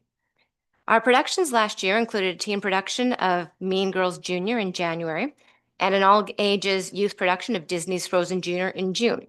More than 145 people attended our gala. More than 200 attended the Youth Arts Festival. Mean Girls Junior drew over 250 audience members, and Frozen Junior welcomed more than 500 people across 3 performances. Our productions are deeply collaborative. Students contribute to every aspect: painting sets, building props, sewing costumes, designing sound and lighting, and performing on the stage. Their creativity and teamwork truly drive each show. We were also fortunate to have artists from the Sault Arts Council join us, working alongside with the students to help paint the scenery and sets. Our visual arts students also held an exhibition at the Sault Art Gallery in May, proudly sharing their work with the community. Throughout the year, students took part in many community events, including Orange Shirt Day, the Sault Santa Parade, the Solstice Lantern Walk, Sukarama, holiday window painting for the local businesses, and Amber Academy organized events, which were the Halloween Zombie Walk and Costume Parade and the Sault Youth Arts Festival. These activities help students build essential life skills, teamwork, communication, creative expression, critical thinking, and leadership. Behind the scenes, our program was supported by 11 instructors and 13 additional volunteers, including 5 EMCS students earning graduation credit. More than 30 volunteers assisted with our community and special events. A core value at Amber Academy is accessibility. We charge no monthly fees for our program. Our annual membership remains $50 for one child, $75 per family of multiple children. We also offer bursaries to ease financial barriers that may prevent a child from participating. To keep our programs affordable, we rely on grants, sponsors, donors, and fundraising. Supporters, including the District of Sault, are recognized in our promotional materials, event programs, and online. District funding helped cover venue rental, insurance, materials, equipment, and supplies for student projects last year. We believe that confident youth are less likely to engage in risky or harmful behaviors. By fostering self-esteem, creativity, and collaboration through the arts for children, we help strengthen and uplift our entire community. Our goal is to immerse students in meaningful community service and collaborative art projects, creating inclusive spaces where every child can discover their value and contribute to a shared vision. Through this work, students build skills that help them think critically, communicate with confidence, and grow into capable community members. This year, I'm pleased to share that Amber Academy is now a registered charity, having received charitable status in October of 25. So far, 96 students have participated in this year's program. We've added new offerings, including an introductory teen dance class, videography and creative design, and a spring acting class for grades K to 5 to support our musical theater program, which now has students attending 3-hour Sunday rehearsals. In addition to our 2 musical theater productions and other scheduled events, our art students will be holding 3 youth art exhibitions this year in Souk. While rising costs have prevented us from holding our annual gala in 2025, we provided a scaled-down showcase at the Holy Trinity Church. We also increased funding deposits for $50 per student, but these funds are returned to families through our fundraising program. Looking ahead, increased funding would help manage rising operating costs. While a long-term plan for a dedicated arts facility would ensure sustainable support as Souk continues to grow and the availability of venue spaces continue to shrink. Thank you for your continued support and believing in the power of the arts and the community. Wow, that was perfect. That's right on 5 minutes. I had my daughter time me on it. Thank you very much. Appreciate that. Do we have any questions from anybody on council? Wonderful. Yeah, do great work. I appreciate it. Thank you. Okay, who's next? We have Souk Harmony Project.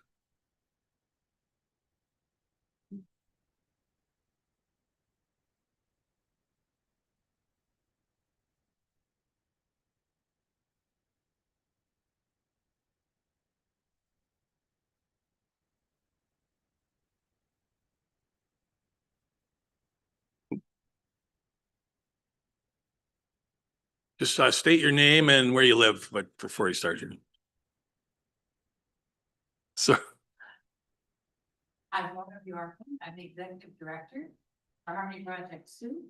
And I have with me today, Christy Rivera, who is our administrative assistant, and David Stewart, who is the new chairman of the board. And he will pop in with any ideas that he might have in when I'm here. And I guess I can. I don't know. Well, there we go. Okay, you don't need to hear that again, do No. you? No. Okay, well, that's very good. Well, it's nice to be with you again. And first of all, I'd just like to say thank you so much for all of the help that you've given to us through all the years that we've been here. And I can hardly believe it myself, but this is our 10th anniversary. And of course, when you begin something, you're always quaking in your boots, wondering what's going to happen. But here we are at 10 years. And in that time, we've become an expanding program. So we started out with 1 class, and now we have 4 different levels of string playing. Beginner, then we have the second years, junior orchestra and senior orchestra. And in drumline, the same thing, of course, happened. We started out with just 1 class, and now we have 3. So we have 7 different classes. We have a wide range of individuals from grades 2 to grade 12. And we do have some college students who come back to play with drumline. So that's very good. So there are about 68 students in our program. We want to offer quality service to our students here in Souk because I believe in the children of Souk. I always have. And I feel that they need to have and are very talented and they need to have as good training as anyone else in the area. So we have very good teachers and we do most of our teaching out of Knox Presbyterian now with some in at Journey Middle School. And I just wanted to say that we, as in our group, try to catch the students before they have any encounters with the police. So I think that we are very important in trying to give students something purposeful and meaningful and fun and comforting in their lives. So we concentrate on giving students a sense of teamwork, but we give them skills, which is very important, and that helps them out in their schoolwork. But we also give them the sense of community, and we try to build that not with just the students, but also with the adults, their parents, who help with various things. And then we try to give a real sense of teamwork so they feel they know what it's like to open themselves up to other people, to be able to express themselves in that way and to connect with others that are around them. We have a very diverse population because there are many people who come to live in Souk for one reason or another. And so, of course, everyone is accepted in our area. And we are a charitable organization, so we do things at a very low cost for the student. And we don't leave any child out if they can't afford to come. Of course, we give them the opportunity to come and to be part of our organization. So really, we are about giving opportunities, and we are about creating community spirit.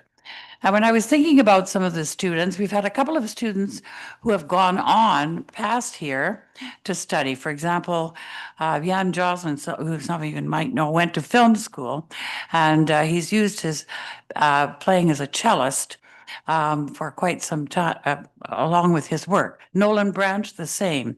He studied music and computer science at UVic. And we have all kinds of students here who have great playing opportunities in the community with the Folk Society, the Folk Music Society, the Souk Phil, etc. The opening of the museum or the salmon bake that they have there, our own concerts. We play with the Amber Academy, Soukarama, etc. So we feel that it's a very valuable part of the community. Now, I know we have a video here, and I see I've got 18 seconds here, I think, left. Now, is that time to play that video? Or is that in addition? Could I talk for another 10? Anyway, all I wanted to say was thank you very much. We really appreciate your help all the time, and wonderful that you support the arts, because boy, the arts are really important to all of us, even down to the crafting of a toothbrush. You had to have a designer for that. So, you know, it's very important. So thank you. Thank you very much.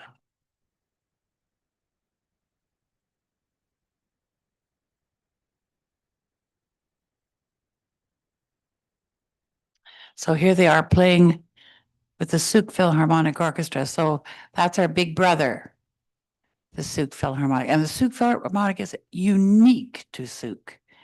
I mean, it's wonderful you have this organization.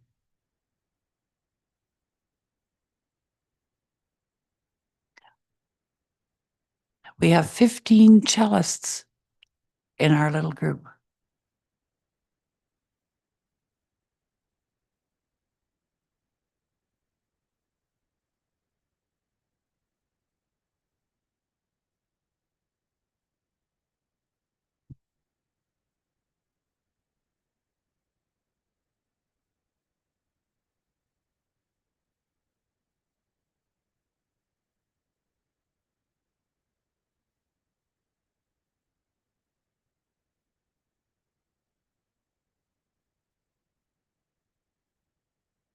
We're the only string program in the district, you know, in District 62. So here we are leading the Santa Parade here, drumline. And that was in the pouring rain.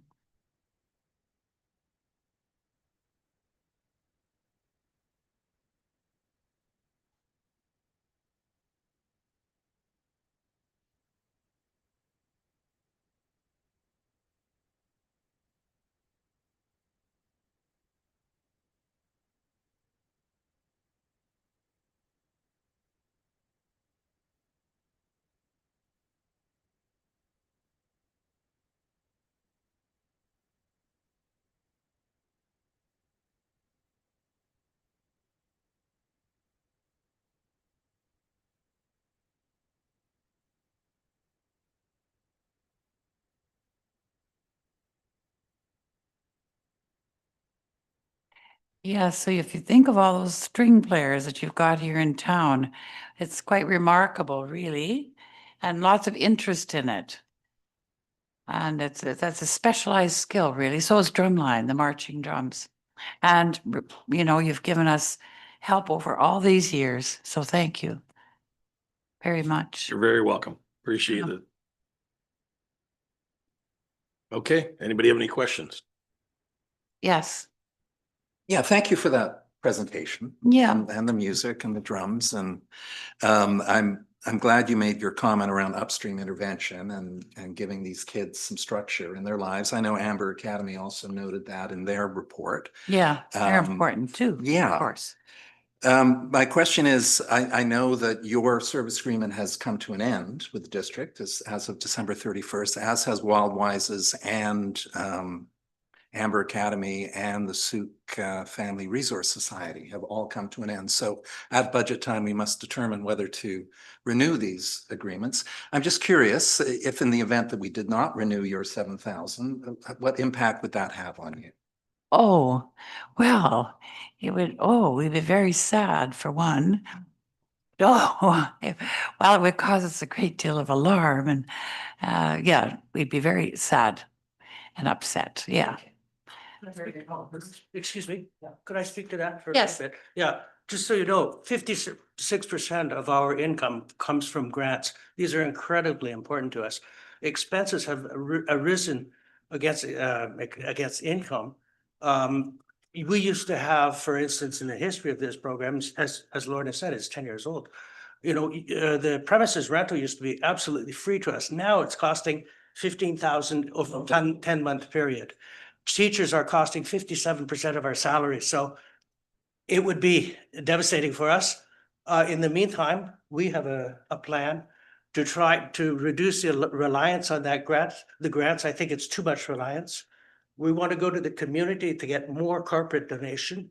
Over a 3-year period, I'm going to be asking to twin together with different companies to allow us to have less reliance on grants. But in the meantime, it's so very important. Thank you.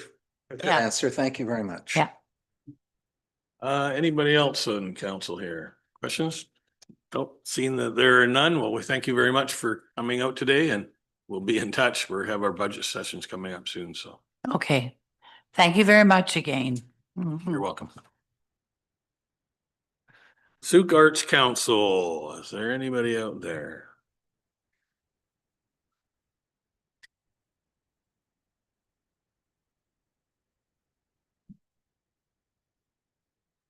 We're the Souk Arts Council. We Just have, name and, oh, sorry. just for the I'm- record. I'm just doing that. okay. We're the Souk Arts Council and we have the president, Sherry Robb, Yep. and I'm William Gordon Wallace, and I'm a director with the Souk Arts Council. We're here today to give council presentation on how our SAC has performed in the deliverables outlined in our service agreement. We have a short video that features many of the activities that we've undertaken and to the best of our ability and attempt to fulfill this agreement. Can we shoot that video? There we go.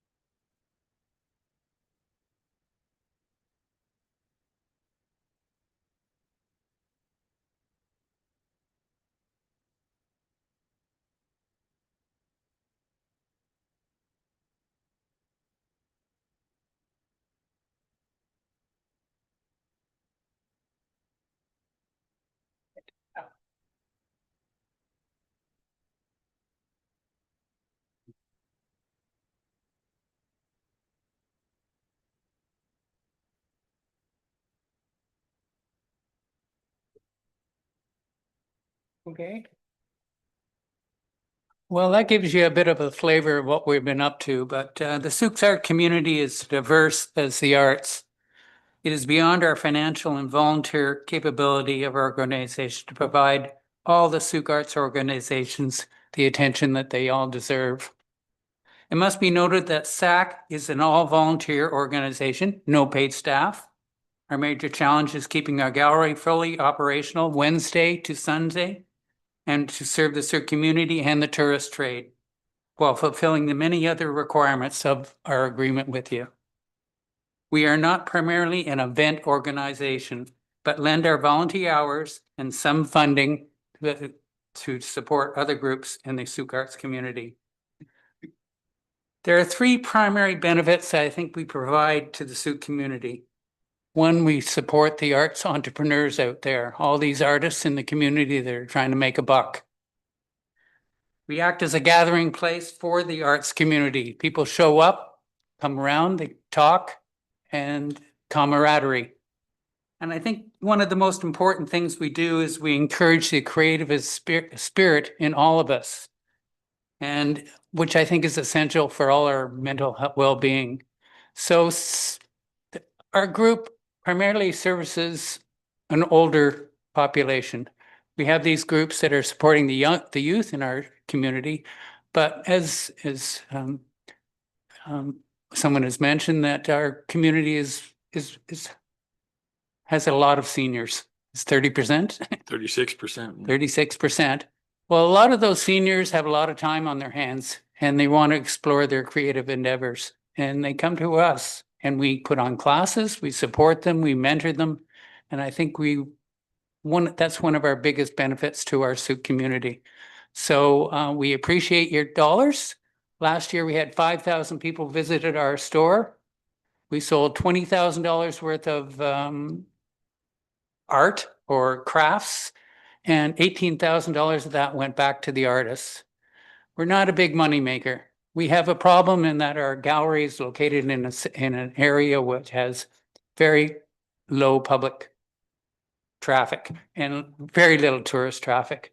So we're essentially trying to solve that somewhere down the road. But we do the best we can with the dollars that are given to us. We appreciate every cent you give it to us. And hopefully we can encourage tourists and the community to visit our gallery more often. Come on down. We'd like to see some more art within the council teams are here too. So maybe we can work on an agreement with you to display art here. Thank you. Thank you very much. Do any councilors have any questions here? No. Thank you. We're all good. Thank you very much. Appreciate you. Next, the Sauk Fine Arts Society.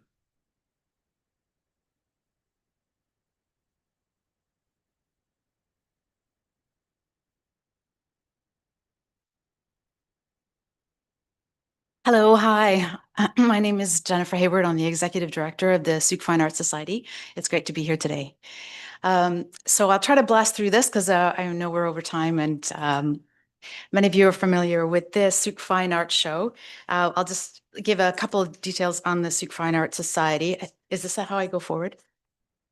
Okay, yeah, there's just a few shots there of the show and all our wonderful volunteers. The Sauk Fine Arts Society is a registered society established in 2006, charity established in 2007. Elected board, we have currently 8 members. Annual membership is about 150 members. Annual operating budget is around $350,000. And we do depend on municipal funding in order to acquire federal and provincial funding to help us keep the show going. The purpose of the Sauk Fine Arts Society is to encourage and promote a greater understanding and appreciation of the arts by organizing an annual art show. Our vision is that the annual Sauk Fine Arts Show will be Vancouver Island's premier art show event, and I think we are there. The work and activities of the Sauk Fine Arts enhance the recognition of Sauk as a community rich in arts and culture.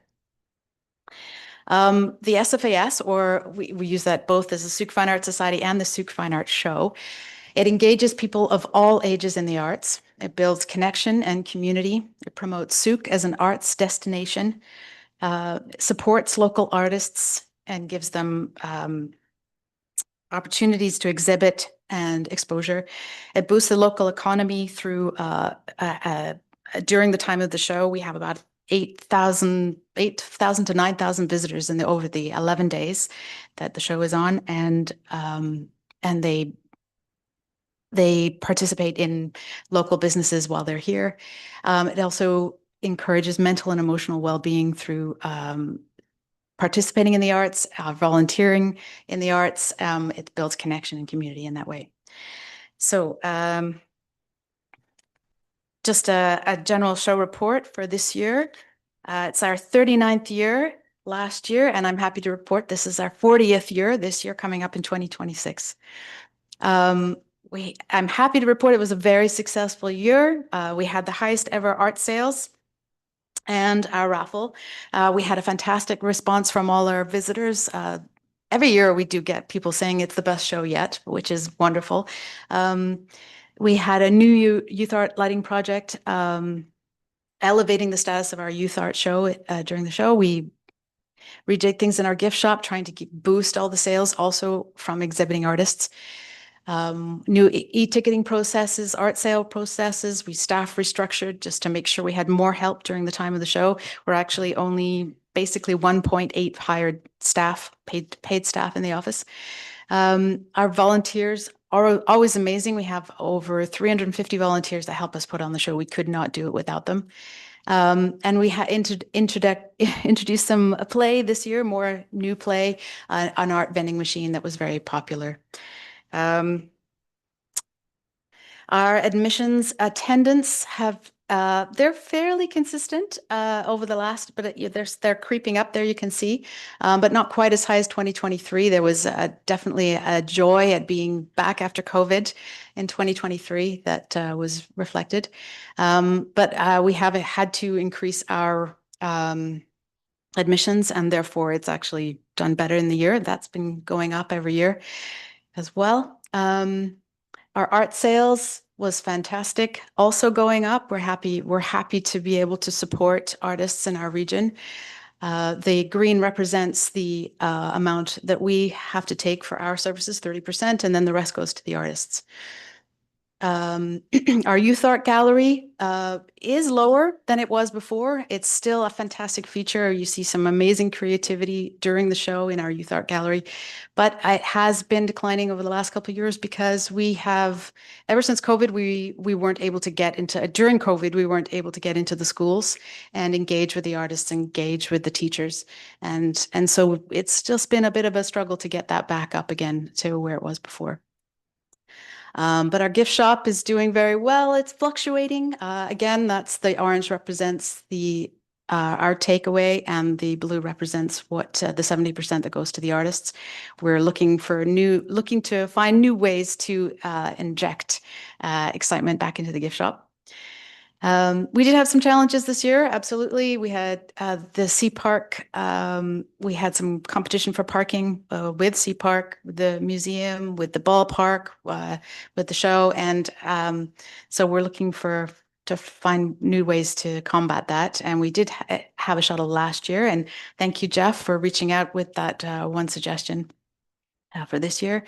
Sourcing volunteers is always a challenge. Our volunteer base is mostly seniors, and they are aging out. And so it's trying to get the younger generation involved and engaged in the arts and getting them to volunteer. Shipping arts, the US was definitely a challenge this year with the new tariffs. We had so many headaches, and we have to find a new way to do that this year. Again, as I mentioned, fewer youth art submissions and lower gift shop sales, which we're working on. It's important to note that even though you see those numbers going up, we do have also extremely high expenses. And so it fluctuates from year to year. You see that big dip in 2022. Oh, well, so we did around 20 in 2020 and 2021. We managed to survive because we went online and we got some grants through the federal and provincial governments to keep going.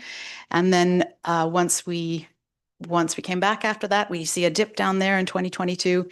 because we didn't have that funding anymore and we had to find new ways.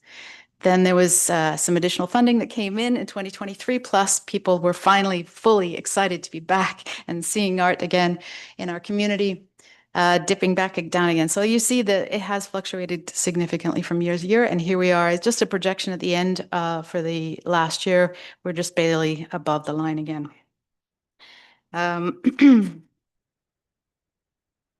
So we have lots of positive responses always every year from our visitors. We do a survey every year and have an amazing return on that. About, on average, 25 to 30% of our people want to fill out our surveys during the show because they get to vote on their favorite pieces. And then we get to know what the average age of our visitors is and where they're spending the money in Souk, and then we have some great stats from that. I would include them here, but we're running short on time. Oh, didn't like that. Okay, and we couldn't do without all our amazing sponsors and local partners. We have some fantastic organizations here sitting in this room as well that we partner with to help put on the show, and we could not do it without them either, including, of course, the support from the district. And this year is our 40th year. So we've got some exciting plans coming up. Nothing to promise at this point in time, but that we're looking forward to celebrating our 40 years. So, yep. Great. Thank you very Thank you. much. Hey, you're at 8 minutes, so you're doing better than the others. So, Okay. is there any questions from councillors here? Kevin Pearson first. Thank you, Chair. I have asked this question about your pre and post survey. Are we feeding that information into our economic development officer here in the district? Because kind of be interesting to track where they actually are spending the money in the community and what are the spin-off effects for the community by hosting the art show. Absolutely. Yeah. I think we've done it in the past and I can do it again now if I haven't. And our economic development officer is Ms. Scott, as you probably know. Yes, of course. Yes. Gail and I have been in touch, definitely. Yeah, it would be nice to get a report to council to say, okay, this is the average length of stay. Where did they stay? How much did they spend? And what did they like about Souk? So thank you. Yeah. And thank you for the great work ongoing. Thank you. Thank you, Kevin. Mr. Beddoes. Mr. Beddoes, nice. Yeah, I just wanted to thank you. I've been to your show many, many times, and I know it puts Souk on the map. When you said it's a jewel performance in the Lower Vancouver Island, you were right. And I just looked at you at roughly $2 per attendee is what we subsidize, and I think we get that back many, many times. I'll be interested to see how it correlates, if we could do some dollars for the amount of money it brings into the community, but I just wanted to thank you for that wonderful show. Okay, thank you. And last but not least, Mr. Bate. Yeah, thank you very much for the presentation. You, of course, were here with us at the Community Economic Development meeting in December, along with Mr. Wallace, at which time the committee had been asked by council to revisit the cultural plan of 2011 and the Souk Program of the Arts Committee refresh of it from 2022. So some motions will be potentially arising from our final meeting of the committee next month. My question, and I think I think your predecessor cited something in the range of 300,000 plus in terms of actual community economic development benefits from visitors coming to your show. So having said all that, I don't have a question, but thank you for your work. Okay, thank you very much. Thank you very much. Okay. Appreciate you coming out today. Thank you.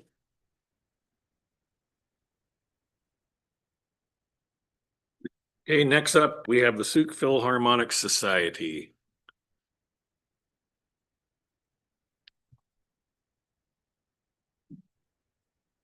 Good afternoon.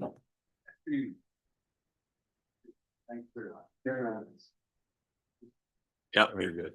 Good afternoon, councillors, and thanks for having us come. I'm Daniel Bearer, and I'm the present president of the Souk Philharmonic Society, which encompasses the orchestra and the chorus that goes with it. And you've already seen some examples of how we're sort of integrated in the arts community here, and I'm a great patron of the Souk Fine Arts Show as well. So the arts community in Souk, I think, is pretty unique out here. I think you guys have a lot to be proud of in a small community doing what you do. So thanks for hearing and seeing from the many organizations that the district has agreed to help financially. It's actually a pretty impressive list. So we are Souk's very own symphonic orchestra, which is actually a rare feature of communities in North America of this size and history. It was founded after Jenny and Norman Nelson decided to retire here in the mid-1990s from England via Edmonton and Vancouver. Norman, who was a highly acclaimed violinist, was persuaded to slightly come out of retirement and pick up his fiddle and start making music again. So it began as chamber music in homes with local musicians, evolved into the formation of the Souk Philharmonic Orchestra, and the choir was added shortly thereafter. So after 25 years of making beautiful music in Souk, stopping only during COVID, the orchestra today is a diverse and somewhat eclectic band of about 25 merry musicians with one goal: enjoying making music and entertaining our loyal Souk-based audience. Succeeding from Norman when he became ill, our present musical director, Yariv Aloni, is a rare find. He's a super talented viola player, also a violinist, a keyboard player, and a very accomplished conductor. He's also the conductor of the Greater Victoria Youth Orchestra, the Victoria Chamber Orchestra, which I also play in, and occasion has waved his baton in front of the Victoria Symphony Orchestra as well. So we are very lucky, super lucky to have him conduct our group here.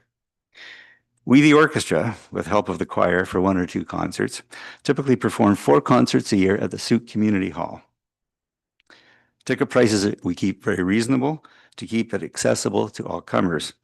Our usual admission is between 250 and 300 folks in our audience who appreciate our brand of the classics and something new to keep all of us on our musical toes.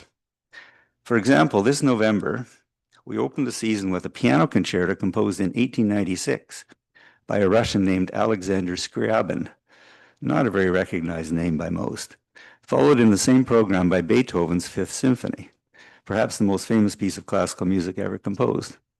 So variety is the spice of life. So that's a bit about who we are and what we do. So why do we need the support of the district? You may not be aware, but ticket sales for concerts rarely, if ever, cover the costs of staging symphonic performances. Orchestras large and small depend on donations, sponsorships, grants, begging and pleading, endowments, and general community support, both with volunteerism and finances. Without going into great detail about our budget, I can inform you that our only paid personnel are basically the music directors, a few extras in the musical ranks when we are unable to fill the necessary seats with citizen musicians at times, and we have a part-time office administration person who lives in East Souk. Other major expenses are rents for our rehearsals and concert venue, printing, publicity, equipment, new music, various and sundry lesser costs, and our total budget is about $90,000 a year. So we really rely on volunteerism for our board members, for most of the musicians, and I really need to sing the praises of our wonderful cadre of front of house folks from the Souk community, some of whom also sing in the choir, who show up at each concert and do all the sort of behind the scenes sort of stuff, which allow the show to go on. So the bottom line for us is financial survival, so that we can focus on music making and not be overly concerned that we'll go out of business due to lack of funds. And that's where the Souk district can play a part, and we thank you sincerely for your ongoing support. And to show our appreciation for the huge support of this community, the orchestra does what we call the Phil Fling concert in Ed McGregor Park each summer, usually in July. In fact, the fellow sitting at the back with the white hair back there, he is our new conductor for the Phil Fling. So we come to the park in July and you'll see him waving his baton in the air. So we usually invite one and all to come and sit on the grass and be entertained by light classics, film music, some comedy from the stage. One never knows what's going to happen in the park. And best of all, it's no charge. It's a free summer fling for everyone who wants to show up. Last July, we had ice cream bars for sale by a local vendor at the intermission, and she sold out with no problem. Anyway, so there it is. We love Souk. We hope Souk continues to love us, and thank you very much for your attention. Any questions? Thank you very much for the report. Is there any questions from any counselors here? Think you're good to go? Thank you very much. Great luck. presentation. Thank you very much. Okay, next up, Sauk Region Visitor Information Center. The Sauk Region Historical Society.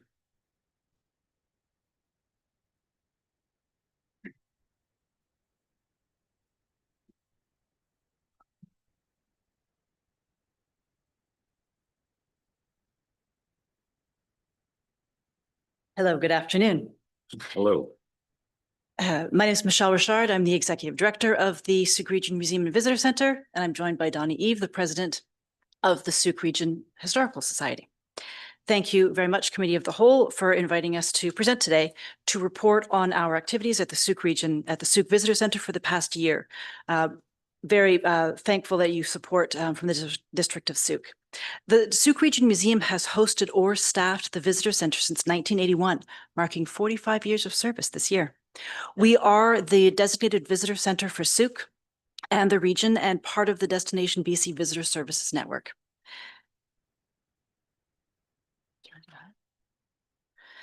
The Sauk Visitor Center is located at and hosted by the Sauk Region Museum and provides important services for visitors, which also extends to supporting our community and the local economy.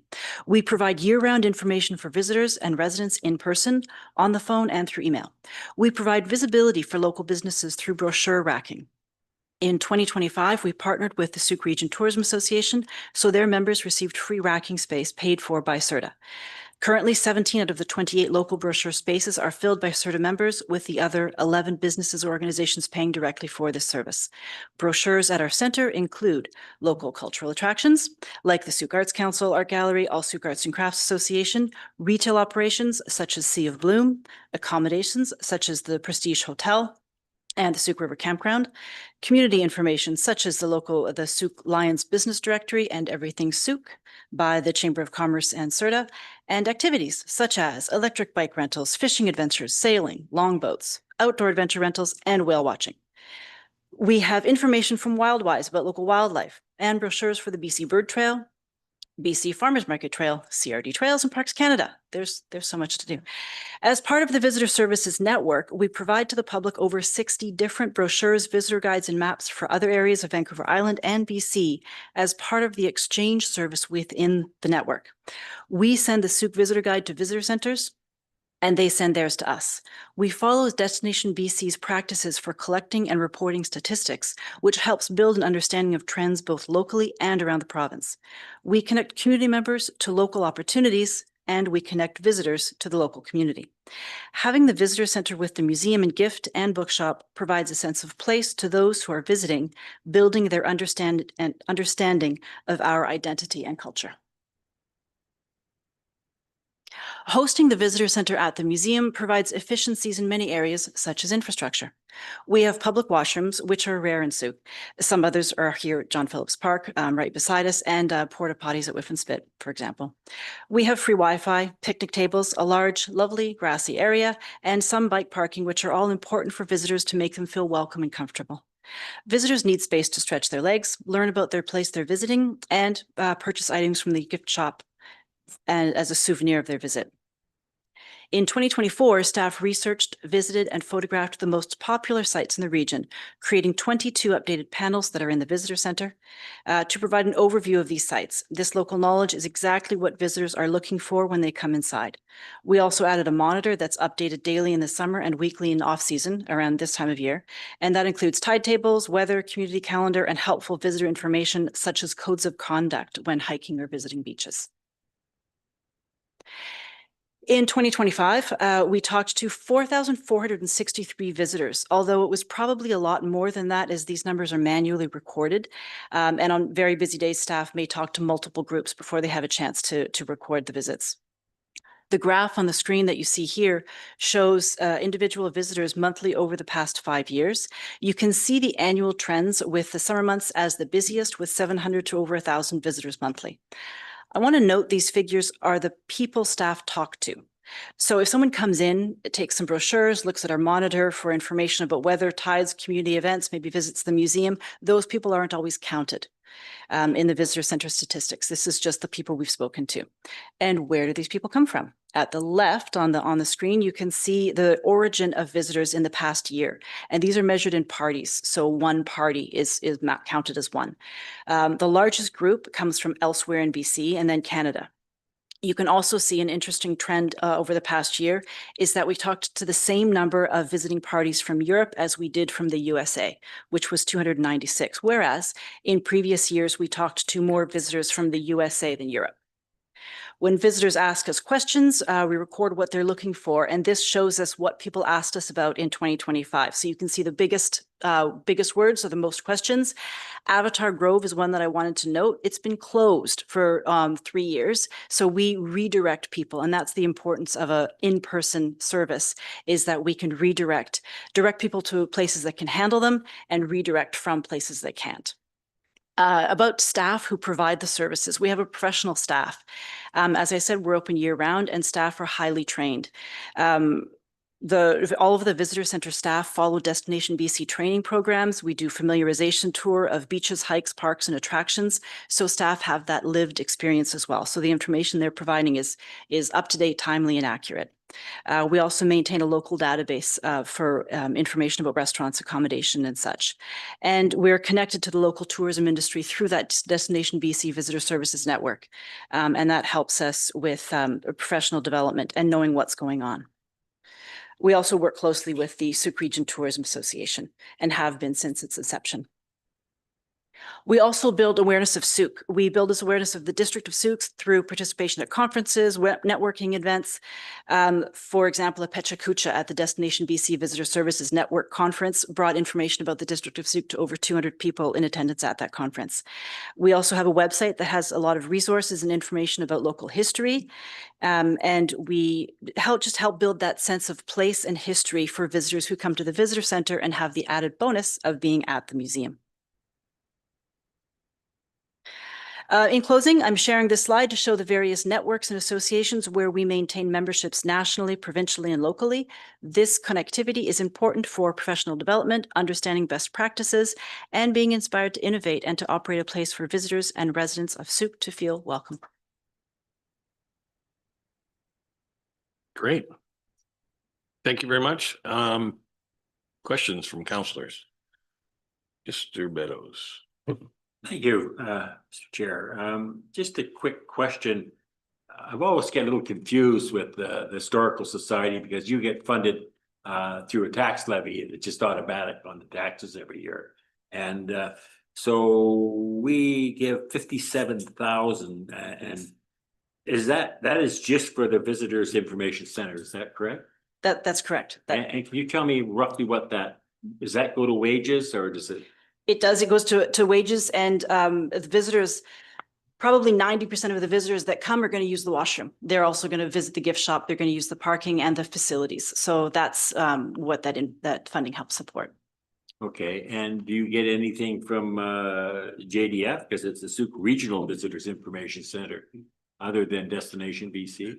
The funding for the visitor center comes from Destination BC and the District of Sooke. And some from the federal Canada Summer Jobs. No, there's no dedicated funding from Wanda Fuca for the visitor information services. Yes, for me, I see, I love the service. I mean, I tell you, I see people down there and your staff is excellent and directed them to places to go. But it's also not just for Sooke, it's for the whole region. So once again, I feel that we may be sort of paying more of our share. And is anything do we ever approach the JDF about funding some of it, or is it just sort of not in the card? I'd like to address that. Sure. And thanks for raising that, Councillor Beddoes. The district is not paying more than its share. What you are providing is a service, and you're providing a portion of that service. The museum is kicking in the rest of the funding to cover that service. So if anybody is kind of paying their share of that, it's the museum paying their share. We are not expecting District of Sooke taxpayers to cover visitor information costs for that region. But also it's important to note that some of our biggest attractions that people are coming here for are in that Wanda Fuca region. So people come here for the trails, the Wanda Fuca Trail, East Sooke Park, And some of the, a lot of the accommodations as well are outside the district area. So that's what's attracting the people, and they're stopping in and they're learning about those things. So, but I just want to assure you, know that I don't think district taxpayers are paying more than their share. I guess my only point there is that you do have a tax levy already for the Historical Society. It's automatic, right? And then again, we're paying another 57,000. I was just wondering if Juan de Fuca, they pay onto it too, right? For the tax levy. Yeah, the taxpayer. But then you're getting another $57,000 on top of it from the district of Sioux. And I was just wondering if the Juan de Fuca kicked in over above their levy as well. And my understanding is the answer is no, but that's, I'm not disputing the value of it. Like I say, I've been down there and I know how important it is to tourists to stop for a region. So I was just wondering about that because, you know, I may have a talk with Al Wickham about that. I don't know. Thanks. And Councillor Pearson.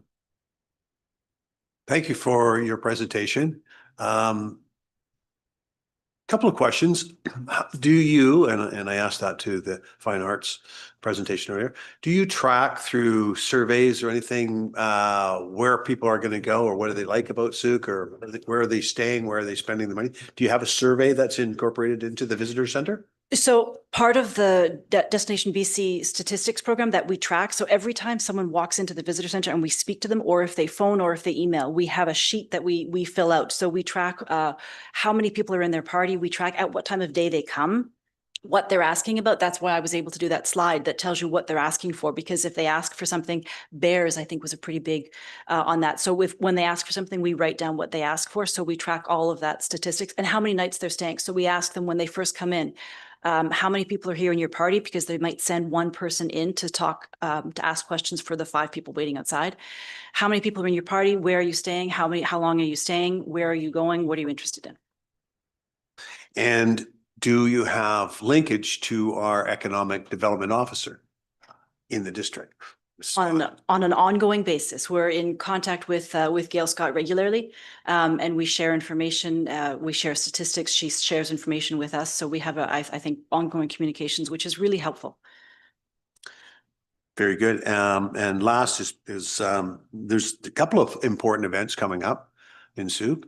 I think Heritage Week is coming up for the museum, as well as a 50-year celebration, I think, for the museum as well. Heritage Week, February 16th to 21st, if I'm not mistaken, coming up soon. And we have some really exciting plans for that will come to the public very soon. Excellent. Thank you for your good work, both to the board and to the executive director. So thank you both. Great. Thank you very much. Thank you. And last, Jeff Bateman. One more quick question. questions. Yeah. I'll keep it short. You mentioned Gail Scott, of course, and you know we have the municipal regional destination tax and a bonanza, perhaps as much as 400,000 a year. Is the visitor center part of the first year tactical plan? And if so, what do you anticipate?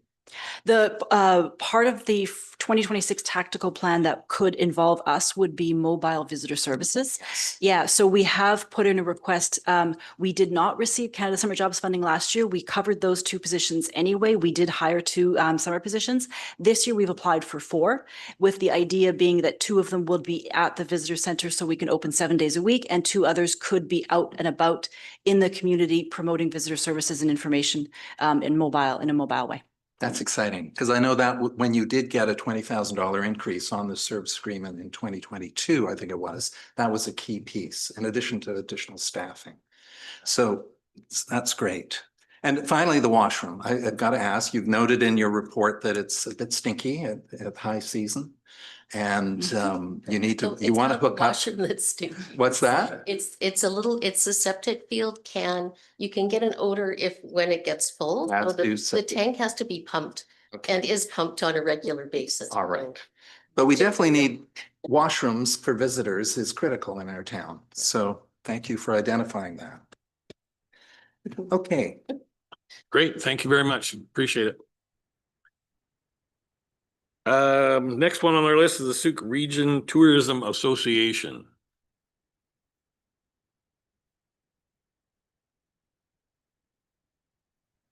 Hello, my name's Stephen Eckert, and I am the president of CERTA, Souk Region Tourism Association.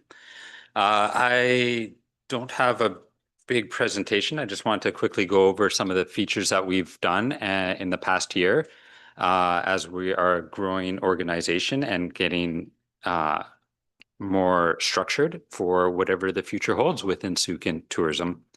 So we at the beginning of last year, we launched the new CERTA website, thanks to funding from you guys from the year before, and also redesigned our logo slightly and rebranded. We used to be Souk to Port Renfrew.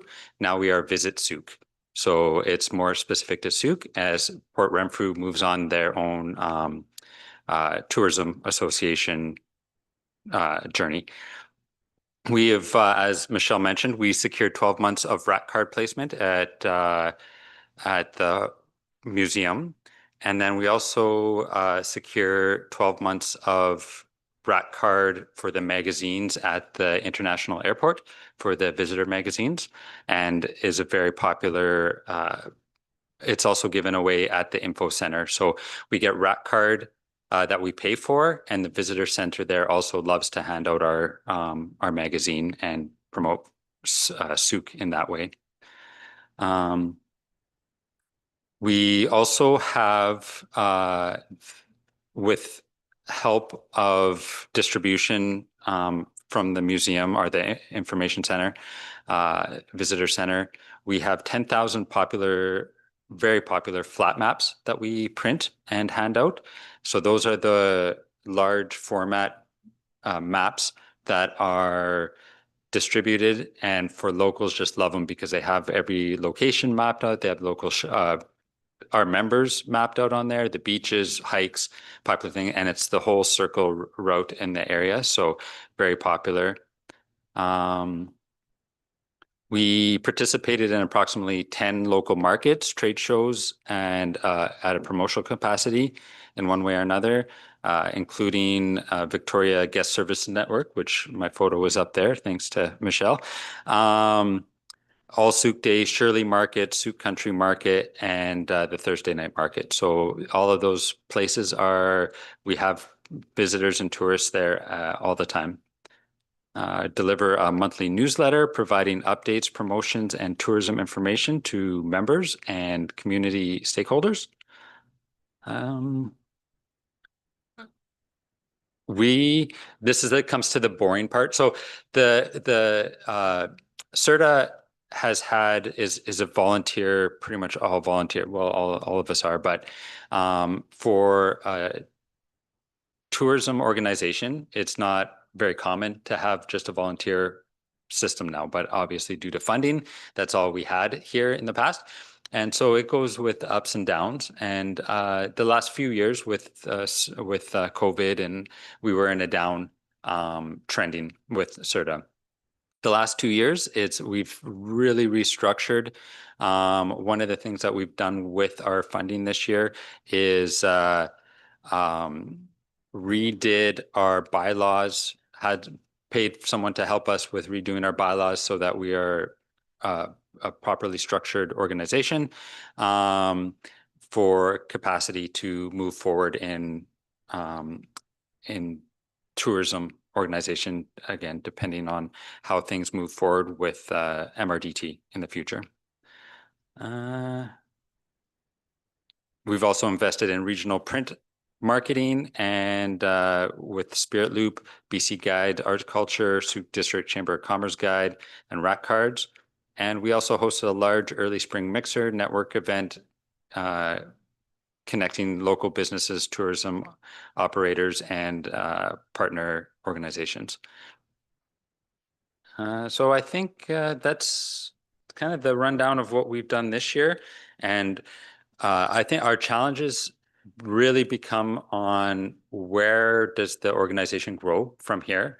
And I think that relies a lot on the District of Souk and the MRDT and how they decide to spend that funding. We could stay as a small organization and supporting where we can the DMO, or we are at a point right now where if we were given the hint of the future of what's going on, we could actually build out as a very strong DMO type organization, working closer with a lot of the local community operations and one-on-one with events and building out more tourism in the area. And really that's our biggest challenge now, of knowing where to build out CERTA. And I know the district is sorting that out with what's happening with MRDT at the moment. Yeah. Great. Thank you very much. Open up the floor to some questions if Councillor Meadows. Yeah, sort of same with the last question. You get 28,000 from us. What are your other income streams for? So we have a membership. Right now we have about 43 members. We dropped our membership cost because we wanted to get more people involved with tourism and making it more easy for people to join. Everything from the local Airbnb to bigger businesses, to the person just who's working graphic design out of their office and getting them involved. So we're $99, and that is so it's not a lot, and that's really right now that is it. That is our income. So this year has been a real getting our feet back on the ground and watching every penny to making sure that we have comfort. A little bit of money in the bank so that we can move forward with some more new projects in the future here too. And again, you get nothing from JDF at all. No, not at this time. No. And your math is great. I see people love it. Take it. They do love it, and it's very informative. But I guess with me, I'm sort of, it is promote the region, which is great for us. Because yes. Guess what? Anybody that goes to Shirley or Jordan River has to pass through our Highway 14, which causes us other problems. But there's a spin-off for us. So again, with the future, sort of what our goal is how do we get to build that, and working with people like Gail, who's amazing, is how do we get people now to stop and visit Souk? Yeah. So I know you guys are with the MRDT working with things like signage coming up here. I was a part of that, the first meeting on that. So things like that to shops, stores, promoting local businesses and actually getting to stay here, not just drive through to we need a reason for them to stop. Sure. Yeah, I think MRDT is going to be a game changer for the Absolutely. tourist industry. So 100%. Glad you're part of it. Thank you. Go ahead, Mr. Bateman. Yeah, thank you for that presentation. Now, CERTA does have a seat on the Tourism Steering Committee. Is that correct? That Gail is? No, we don't. You don't? No. Okay. Okay. So how do you interact with Gail and share your challenges? Gail comes to just about every one of our meetings. Okay. Yeah. Good. So she's a big part of our organization. Okay. Yeah, she sees, as she's told us at the Community Economic Development Committee, she sees great future for CERTA. And as you build capacity, it's with this MRDT continuing into the future, that will be possible, I think, for those discussions to continue. At least. Yeah, and there's so many opportunities. Again, working closer with the visitor center and the Chamber of Commerce, and every event that's here in Souk helps with tourism in one way or another. So there's a lot of opportunities. Okay, thank you. Any other questions? Okay, thank you very much. Thank you. Appreciate you coming out today.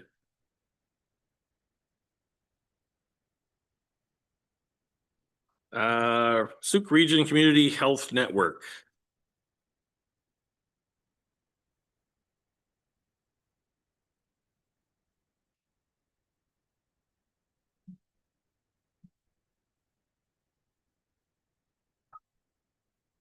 Good afternoon. My name is Katie Spare, the Director of Community Programs with Souk Region Community Health Network. I want to begin by expressing our sincere gratitude. Your support through the District of Souk Service Agreement has been foundational in strengthening health, social connection, and community resilience across our region. Over the past year, the Surgeon team has remained deeply committed to strengthening community health services, even when the path forward has not been simple. Thousands of volunteer hours have gone into meetings with the district, Ministry of Health, Island Health, BC Builds, and other partners to advocate for improved healthcare in our community. Elections, funding cycles, and space constraints have created real challenges, but our commitment has never wavered. Because of that persistence, we are pleased of the meaningful progress the district has shared that Catalyst Community Development Society will be developing the new healthcare facility on Wadhams Way, Lot A. While some details remain pending provincial announcement, this milestone reflects years of groundwork and advocacy. Equally important is our work on the Elders Complex, known as the Gathering Place. This space is envisioned as an intergenerational hub supporting seniors while meaningfully engaging youth. A decision regarding land on Wadhams Way, Lot A is critical to unlocking future funding and partnerships, and we look forward to continuing this conversation with Council. Although we do not have a physical building, the Gathering Place already exists in spirit and momentum. Through dedicated volunteer and leadership and community fundraising, we have raised over $290,000 to date. This past year brought many fundraisers that raised awareness and funds. The Souk Spectacular Seniors Contest brought the crowning of Koshin Moonfist at the Senior and Family Fair with the Upside Guys. The Grand Parade brought the community out for the walk, music, and spirit. And get your dancing shoes ready. On February 28th, Haven is going to be performing at the Legion. The district service agreement supports our wide range of frontline programs, community consults, committees that residents rely on. Our volunteer center supported dozens of individuals in finding meaningful ways to contribute while strengthening the nonprofit sector with developing a centralized volunteer directory. Our navigation center assisted over 200 residents in navigating complex systems such as healthcare support, CRA, Service BC, ensuring access to benefits, services, and navigating complex systems. We hold a nonprofit summit in June, where last year had 16 organizations present to share information, challenges, gaps in services, and ways to support one another. In support to the Navigation Bureau, we have 5 volunteers with our Community Volunteer Income Tax Program that completed more than 350 tax returns last year. Our mental health and substance use initiatives now include a community of practice meeting and an annual mental health fair, which last year engaged over 100 community members and 15 service providers attended. Our age-friendly committee meets monthly, identifying service gaps and planning solutions, including the next Community Health Summit.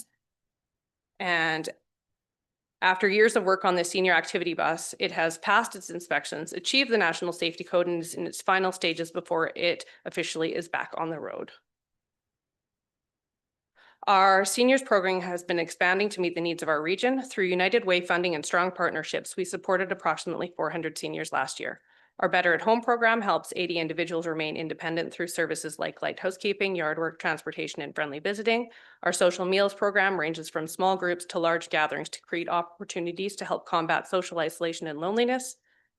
And we started a therapeutic activation program for seniors in June. This program focuses on physical and mental well-being through a holistic approach, offering physical and recreational activities with lunches, all within a trusted social environment. The program is offered multiple times per week across Souk, East Souk, Shirley, and currently with 120 registered participants. All of this impact is made possible through exceptional volunteer engagement. Last year alone, more than 4,500 volunteer hours supported our programs across tax clinic, lifelong learning, mental health initiatives, governance, fundraising, and advocacy. Volunteerism is not supplemental to our work, it's the backbone of our organization. In closing, Surgeon is proud of what has been accomplished, but we are even more focused on what lies ahead. Continued partnership with our funders, particularly the District of Souk, will be essential as we move from planning to implementation on the Gathering Place. Together, we are building a healthier, more connected Souk. Okay, thank you. Do we have any questions? You're always You're looking at me. And so, yeah, I'm not sure I have questions. I guess maybe I'll thank you for all the work you do, first of all. And I know you do a lot of heavy lifting for this community. Now, back in 2022, when Surgeon approached us, there was talk, you were seeking additional funds above and beyond what has now grown into $27,000 a year. So I don't hear that in your presentation today. Is 27 sufficient to your needs? Community. to be able to continue to put on like this health summit, I know we were asking for additional funding to be able to put on more of the community consultations and to be able to advocate for more of the needs for Souk. We certainly would need additional funding. Mhm. But from my understanding, that is to be coming forward at a later time for the gathering place.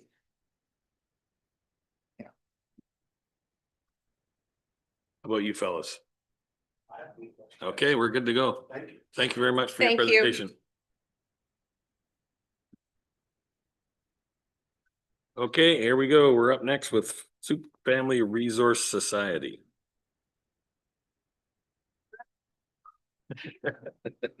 Oh, that one. Hello, thank you. Thank you for inviting us here today. We are Daphne Raymond and Kelly Perot, Service Managers at Souk Family Resource Society. SFRS is a local nonprofit social service agency supporting the greater Souk community since 1984. SFRS has had a community service agreement with the District of Souk since 2022, and we had received community grants previously for specific programs. Our current service agreement was for January 2024, ending December 31st, 2025. In that service agreement, the District of Souk helped to support the following two programs: Prenatal Education and Outreach Program and the Youth Navigator Program. To share about the Prenatal Education and Outreach Program, this unique program that SFRS has provided in Souk for 16 years focuses on prenatal and postnatal education, support and outreach, increasing protective factors with prevention education and early intervention for risk factors by providing locally accessible support to families within the greater Souk area. Our program recognizes that every pregnancy has a unique and profound impact on families. This support provides long and short-term benefits in enhancing families in our communities. The prenatal class and individualized outreach services provide families the opportunity to gain perinatal and postnatal education and healthy lifestyle choices. This program supports outreach clients in need with prenatal and postnatal supplies and equipment such as cribs, car seats and bus tickets, baby bedding, baby and mom hygiene products, nutritional supports, and prenatal vitamins. The prenatal education classes address health and well-being, pre- and postnatal self-care, healthy relationships, family life skills, basic anatomy and physiology, warning signs in pregnancy, labor and delivery, infant care and feeding, bonding and attachment, and community resources. Outreach needs that we support are young and single parenting, mental health challenges, parent in a household living with a disability, child born with a disability, poverty, unstable housing, food insecurity, domestic violence, substance use impacts, and transportation challenges. In 2025, we provided 4 6-week prenatal classes supporting 30 pregnant women and 30 partners for a total of 60 clients. We provided outreach to an additional 35 pregnant women and 14 partners for a total of 49 clients. 36 babies were born receiving support in 2025. That is a total of 145 people receiving this service in 2025. Kelly's going to speak about youth outreach and navigation. So the Youth Outreach and Navigator Program provides individualized support for youth ages 13 to 19 who are facing challenges related to mental health and/or substance use.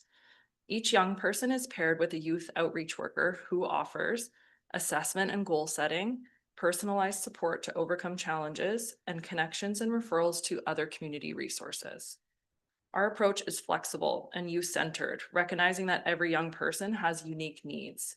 Services are offered through multiple modalities, including in-person, video, text, and phone, as well as in locations that work best for them, such as school, home, community, or office. We also provide after-school and evening support to ensure accessibility. Youth needs are becoming more complex and urgent, with rising rates of anxiety and depression, increased social isolation and school absenteeism, and family conflict and lack of parental capacity. Without timely intervention, these challenges can escalate, impacting education, relationships, and long-term well-being, and ultimately our community. For 18 years, this program has been the cornerstone of youth services in Souk. Demand continues to grow with our waitlist steadily increasing. This funding ensures that we can continue to provide services with reduced wait times for at-risk youth, immediate access to support when it matters most, stronger, healthier futures for our community's youth. We offer both individualized and group supports. In 2025, we facilitated 3 youth groups, with our summer groups being some of the most highly attended groups in the history of this program. In 2025, 66 individual youth were supported, including providing aftercare appointments to youth who have aged out of the program. The District of Sauk funds support these services and help SFRS to leverage for other funds and show to other funding bodies that we have local investment in the well-being in our community. Thank you for your support in supporting the community through SFRS services. Thank you very much. Do we have questions from councillors? Councillor Beddoes. Yeah, thank you for that. Yeah, I know you do a whole world of things there and all terrible things that are needed in our communities. What's your service area? It's not just Sauk, it's all of. Yes, You see a theme here. I see your theme. So we actually do have a really broad service area depending on the service that we're providing. So for the prenatal service, we are supporting Sauk and the region around. Early and Yeah, if a family comes to us from those areas, we do support them. We don't turn anyone away. oh no, I'm glad to hear that. Yeah, and so for the prenatal services, that program is entirely grant funded, and we receive grants from other funders. And I do articulate to some of them that we are serving out to Port Renfrew and East Sauk, so they are aware that they're funding that. Yeah, I just once again, I mean, the Sauk residents are paying the lion's share, but that's the nature of the beast. I understand that we're the hub for the area. Do you get anything from Wanda Fuke at all? Nothing? We have had some funds in the past with a foundation that was created Oh, okay. recently. All right. And but other than that, not from Wanda Fuke. Okay. That's a Thank you. Thank you for what you do too. I mean, it's very important to our community. Thanks. Jeff. Yeah, thank you very much. I'm curious about a couple of things. What am I curious about? I'm, you know, the funding you've received over these last 2 years has come out of the COVID relief fund, as you know. we understand, yes. From the province, and that offered opportunities to support vulnerable populations, as these 2 groups are. So at budget time, we will need to find $47,000 in fresh funding. We'll have that discussion. So I'm curious if the district, as I mentioned earlier to another applicant, not that you're applicants today. I'm fading. We should have taken a break. It's the question, what are we gonna do? What would you do? I suspect you carry on as you have over long time. Yeah, well, you know, strategically, I used to always come and ask for a community grant. So maybe I'd revert back to that model. Maybe we would for other services at our agency, if that's where we need to go with the District of Sauk. In terms of what we do in our jobs, we are always looking for funds and support. We are constantly writing grants. We are constantly approaching government. We are constantly approaching our health authorities. So we will do everything we can to keep these services running at the level they are, or with the increased need. We didn't come here with an increased ask because we thought we were just sharing for this year, but if that's on the table, we'd put that forward as well. Thank you. My other question. Yeah, soon we're finished. Yeah, my other question relates to the Youth Outreach and Navigation Program, because as you well know, Foundry BC will be setting up an office here in I think they're now looking at 2028.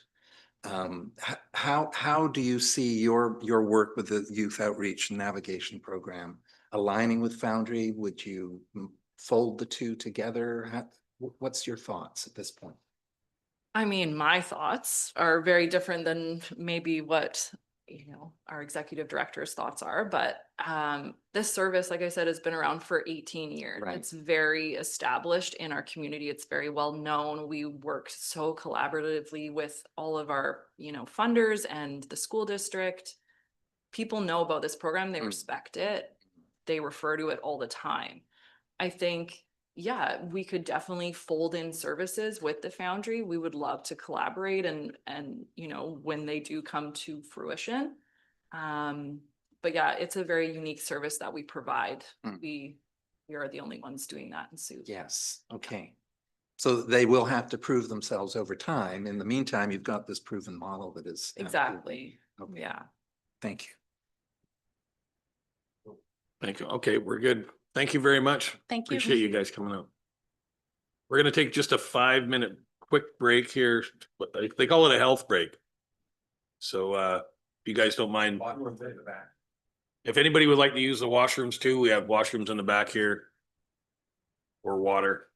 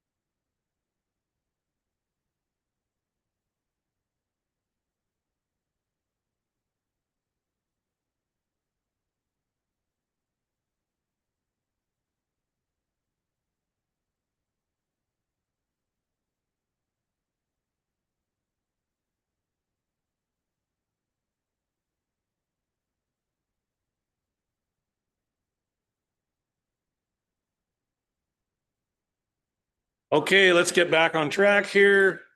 5 minutes. Here we good to go? Souk Food Bank. How are you girls doing? I think we're ready. Yeah, we're all back in order. Okay, Kevin was taking a little longer than average, so we're good now. I think. imagine. I'm Kim Caldwell Metzger. I'm president. Oh, I'm Kim Caldwell Metzger. I'm president of the Souk Food Bank. Nikki Loggins is one of our directors, and she's with me today. 2020, first of all, thank you. Thank you very much for having us and for all your support. 2025 has been a very productive year for the Souk Food Bank. We started our year ready to tackle getting into a new building, but we were stalled by Food Banks Canada requiring all food banks be accredited by March 2026. Otherwise, we'd be forfeiting our access to funding and grants. So we switched gears, formed a working group, and we're on track to turn everything in by the end of February 2026. This did not stop us from meeting our commitments to our partner projects, Vital Vittles Friday Lunch Program, Amber Academy Snack Program, Bag Lunch Program with Souk Shelter, Meals on Wheels Client Support, the School Fruit Program, Community Solstice Meals, and Shift, which is a new community program out. As well as our mobile food bank serving up to 40 households at Beecher Bays a month, between 35 and 60 households in Port Renfrew a month, the Souk Shelter Food Bank, where we're servicing anywhere between 29 to 60 adults. And at our physical food bank, last year we served 3,519 households, which represented 5,016 adults, 18 plus, 1/3 were seniors, 942 children aged 0 to 17. At Christmas in December, we served 351 total families and 270 adult-only households. As far as our additional services, we successfully helped 236 kids with school supplies at our backpack program. We've guaranteed another year with Tia and her crew from the Ministry of Social Services and Housing, and they work in our parking lot. It's been really successful. Now the government's looking at maybe 2 more pilot projects in other areas of BC. We're very proud of that. We're happy to have added a nurse practitioner to our nurse. So our nurse Rebecca, who works with us. So now we have Fiona, who's a practitioner, and she can help with prescriptions and all that kind of stuff. Viha is looking at getting a van, but for now, the ladies are quite happy to work in tents. This nursing and our doctor program, you don't have to be a food bank client. It is open to anybody in Souk. You can just come to the Souk Food Bank on the Thursday mornings and be seen. You might have a wait, but it's for everyone. We also held a flu and COVID clinic. And our good friends at the Paws at Home Pet Food Bank, who show up rain or shine to help clients, will be out again. And they're just amazing. And as well, a group that if you need help and they're not open, you can get in touch, they'll help. All of this could not have been achieved without our 58 volunteers who spent over 15,250 hours in service, or without support of over 75 businesses, along with countless individuals, as well as all the groups who put on fundraisers and food drives. We are grateful to our community and humbled by the generous support. Thank you. And then now, Nikki. Not quite. I just want to take the opportunity, thank you, to make councillors aware of the 2 major challenges faced by our food bank. As someone who's reasonably privileged living in Souk, it's heartbreaking for me to be with this group and see parents with children sometimes standing in line in the pouring rain and freezing cold, waiting for food in our community. We need a space where we can serve people with dignity, that is warm, dry, and accessible. And that I just want to put that in your minds for some consideration. When the food bank may come forward for support to find space that is more appropriate for the service. Not that we're not grateful for what we have at the community hall. It's amazing and it's really improved over the years. Yeah, I wanted to bring that forward as one of our challenges. The other challenge we made has been exacerbated by the requirement to be accredited. We are a small organization, 100% volunteer run and organized and supported. And with the accreditation, as Kim mentioned, we are in jeopardy of losing Food Banks Canada funding as well as BC Food Banks BC funding, so federal and provincial funding, which is the major part, other than donations from our own community, of our support. We are at risk of losing our food bank. Currently, we're managing to achieve accreditation. We're getting there. We will be accredited by the end of March.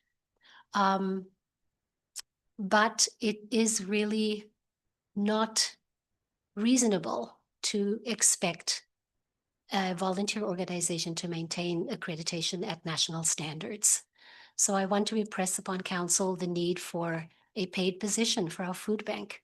If there is any resource that you can share with us or that you can offer us to help with that, that would be extremely appreciated by the thousands of people who need our food bank in our community. Thanks. Oh, well, thank you very much. Oh, Al, no Wanda Fuca support. Correct. You should have this. Was- I'll take off that, but I did notice that the Otter Point Fire Department did Yes, raise you a fair bit of money at Christmas time. So Right. there is support from The the one in fine- that way. But having somebody out in Port Renfrew would be nice to have something out there. yes. And I intend to talk to the CRD director about that sometime in the near future. Why, thank you. Remind him he did get his COVID shot a couple of years ago at the Souk Food Bank. Just if I still have Yeah, the you bet. floor, Go ahead, Al. again, it's what the food bank supplies there is a great deal more than just food. And I see it at the times that I go there, not as a client, but to the help with the Renfrew run. But I see a lot of people in need, and that's very interesting what you said about the nurse practitioner, because a lot of those people do not have doctors. Again, thanks for all you do, and it's everybody down there. You put your heart and soul in that, and it's too bad that the accreditation process, again, this is government bureaucracy, stands in the way sometimes of getting good delivery to the people that need it. But thanks again. Thanks, Al. Kevin. Yeah. Through the chair, thank you for what you do. I'm sorry you have to do it. Thank you. You know, it's, in a country like ours, it's kind of embarrassing, but thank you. Flu and COVID clinic, is that shots? You said you have a whole lot flu and COVID. clinic? Yes. Okay, it's not Yeah. for people who already have got it and covered in there. Nope, come on in if you need to be immunized. So, we are talking about doing a booster for, the rusty nail one.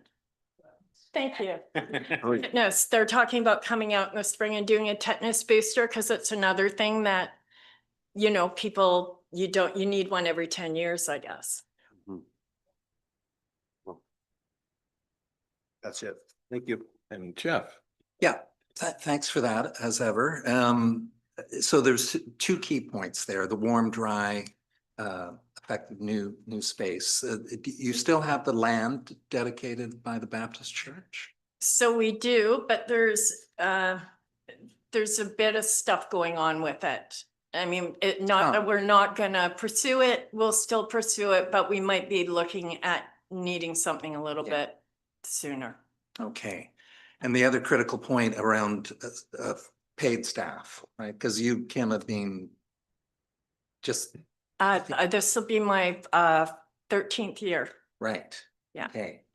So given that there's food banks across Canada are in crisis, right? Is that true that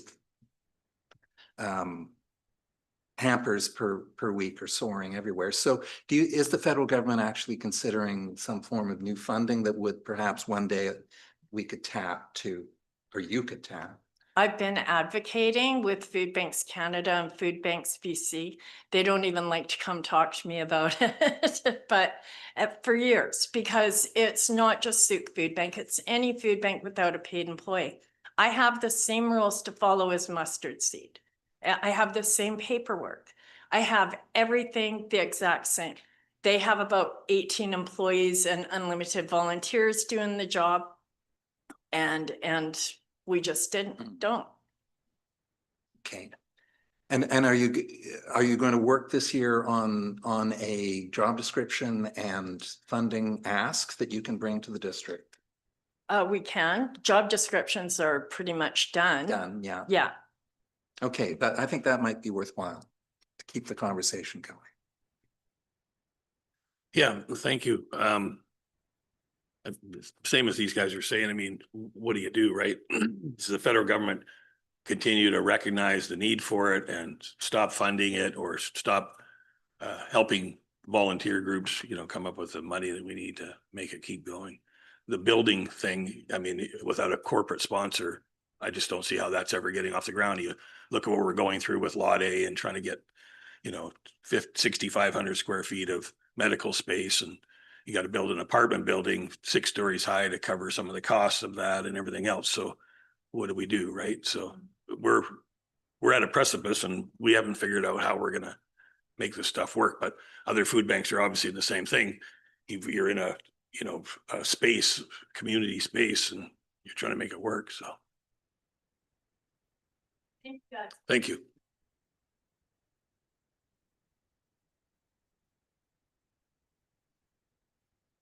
It's me. RCMP Victim Services through Transition House Society.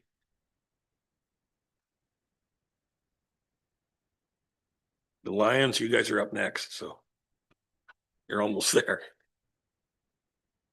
Good afternoon, Council. My name is Tara Wolf. I'm a new Executive Director of Sooke Transition House Society. I'm a new community member to Sooke. I'm really happy to be here. Thank you very much for inviting me. So we hold the contract for the police-based victim services worker that works out of the RCMP detachment here in Sooke. And so I'm here today to talk a little bit about our service delivery in 2025 and what we achieved with the funding that we received. We received $30,000 from the district last year that went towards funding our police-based victim services worker. We served 960 residents of Sooke within that calendar year. And that was all done through one police-based victim services worker. She's here, Tracy in the back, who works extremely hard. Through that, we have 4 dedicated days that she's available for scheduled support. She's also available 24/7 for crisis response. And through her work, she's provided emotional support and safety planning for victims of crime. And although our Sooke Transition Society primarily serves women, this role serves all citizens of Sooke and all ages. So everybody from children, youth, all the way through to, of course, our elders. The emotional support that is provided at the time really serves a real big need in reducing the trauma response that happens as a result of being the victim of a crime. Having somebody that you can connect with right away and can help you understand the judicial system and the steps that are going to be happening next, and just have somebody to think those things through with and know what resources are available and how to access them has provided a huge support for the members of our community. So that's a huge piece. The other piece is just practical assistance that she provides around things like housing applications or income assistance applications if people are struggling, or disability applications, those sorts of things. She does a lot of that work as well. the impact of your funding really supported that timely crisis response. That's the primary biggest thing. And supporting victims through the court is a really huge piece. So understanding that at one point we had 109 open cases, and I think I actually put it here, there it is, 109 open cases at its highest. And part of this has also served as our challenge. The RCMP, as you probably heard earlier today, I wasn't here for their presentation, but the operations of RCMP are now 24/7. And that means more referrals to the police-based victim services worker just by virtue of more response to people. There's also an impact of the population growth happening in our community. And that means there's more folks here, there's more crime incidents happening, and that means more referrals to our PBVS person.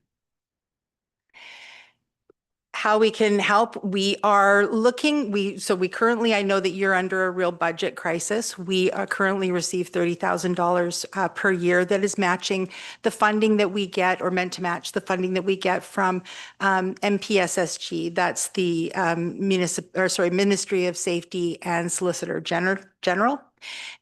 Who fund the program, and then your funding matches that, which is coming just a little bit under. One of the things that we would love to be able to do is bring on a second part-time PBVS worker that would be able to provide ongoing 7 days a week scheduled support, and that other person would be able to spell off our current worker when she takes vacations or when there's over holidays, because we have one person who's providing this service. When she's away, that means there is no service available here. And it just means a backlog. She tries to follow up with people when she comes back from holidays, but we all know that timely support, which is usually right away, as we said, she's available for 24/7 callouts and does go with the police to callouts. We would ideally love it if we could have 7 days a week of support for the community with that. It would help just strengthen victim safety. And what we know just recently with what happened recently with Laura Gover's death in Saanich, which she died as a result of intimate partner violence. I'm not sure if you'd heard about her. But that's a prime example of the types of victims that we support. She had had long open cases with legal systems, and we would like to be able to sort of support victims like that to ensure that they know that they have somebody who can advocate for them and come alongside them when they're going through a really hard time to try to figure out how they're going to navigate those really difficult situations. And I can see that my time is up, so I will stop talking. So just thank you again for your support of this program. Does anybody have any questions? Thank you. Anybody? Al? Yeah, I'm glad you supplied the numbers, because that was going to be my question. How many clients have you had in the area? And I used to work in victim services at one time for the city of Oh, Victoria. yeah. So I'm well aware of some of the things they have to deal with and the complexities of somebody that's a victim of crime and all the emotional trauma that goes with it. Yeah. So thanks for what you do. Thank you very much. Kevin? Yeah, thank you for the important critical work that you're doing. So you mentioned that there was 109 open cases at the highest. Yeah. So obviously there's different degrees of complexity within those 109. How long would 109, like how long does it take on 109 cases to get into the system?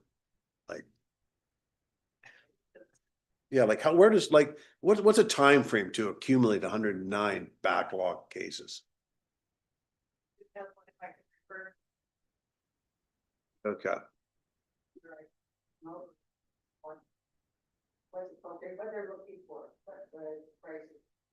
Right, okay. That's 3 months of 109 in a row, basically. Wow. And the lowest amount was. And every one of those 109 requires some type of action, some.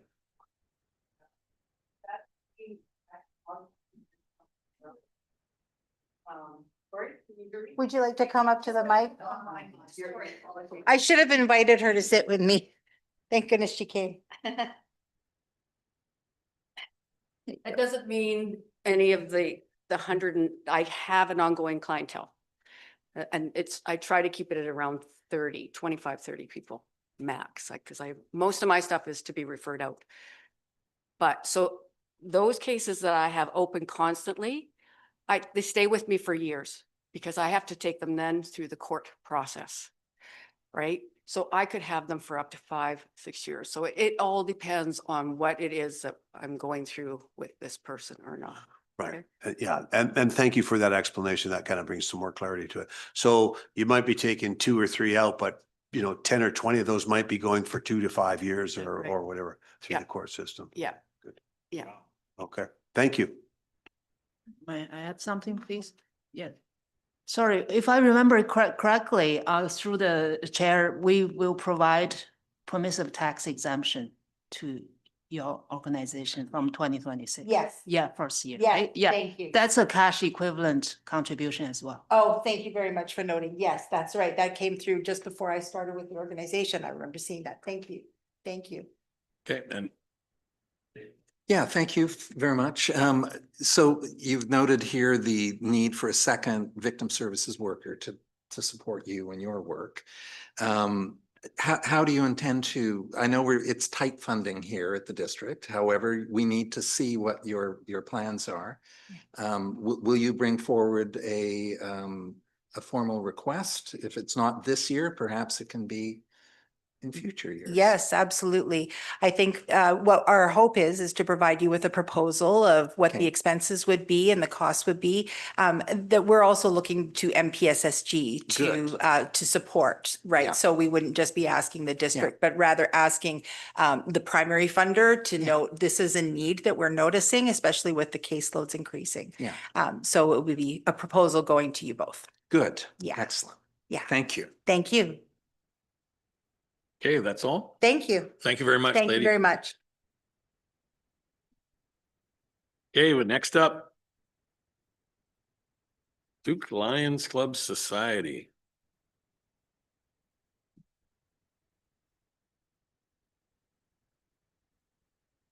Good afternoon. Name is Danny Willis. I'm the past president of Sauk Lions and a past treasurer.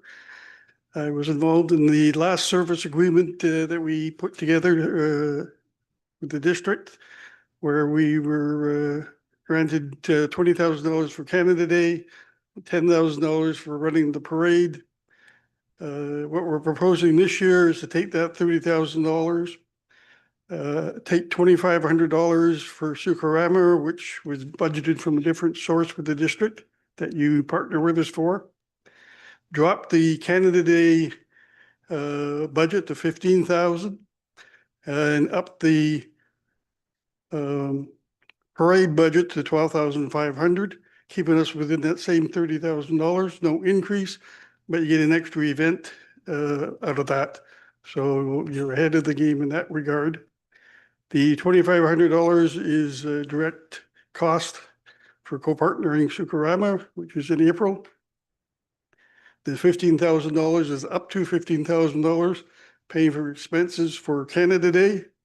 And the $12,500 is up to $12,500 for running the parade. $2,500 of that is for the club, which originally was $5,000 that you offered us to run the parade. We dropped it to $2,500 a couple of years ago. And that $2,500 goes straight to our grade 2 swim program. None of the district money that we receive goes into our club administration. It all goes back to the community in one form or another, or into expenses for those projects. Wow, you have a heck of a memory. I just made it up. Okay, fair enough. I was treasurer for 7 years, I remember. Yeah. Do we have any questions here? Great job you guys do. Appreciate it. Uh-oh, we almost had it. Darn it. But it's through you to staff, so you're off the hook. Okay. This is just the question around the Schedule A. It sounds like, I don't think the Schedule A's ever indicate the amount of funding that goes to each of the requests from, in the service agreement to the organization. Is that correct?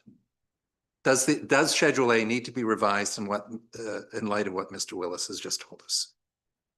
Through the chair. So as Mr. Willis mentioned, we reimburse for the actual expenses. So the actual expenses year after year actually have been lower than that 30,000. So what the report captures is those actual expenses. Good to go. Next on the list, we're getting there. Vancouver Island South Film and Media Commission. Sauk Community Association will be out after that. Hello, nice to see you all. My name's Tara-Lee Novak. I'm the Film Commissioner for the South Island.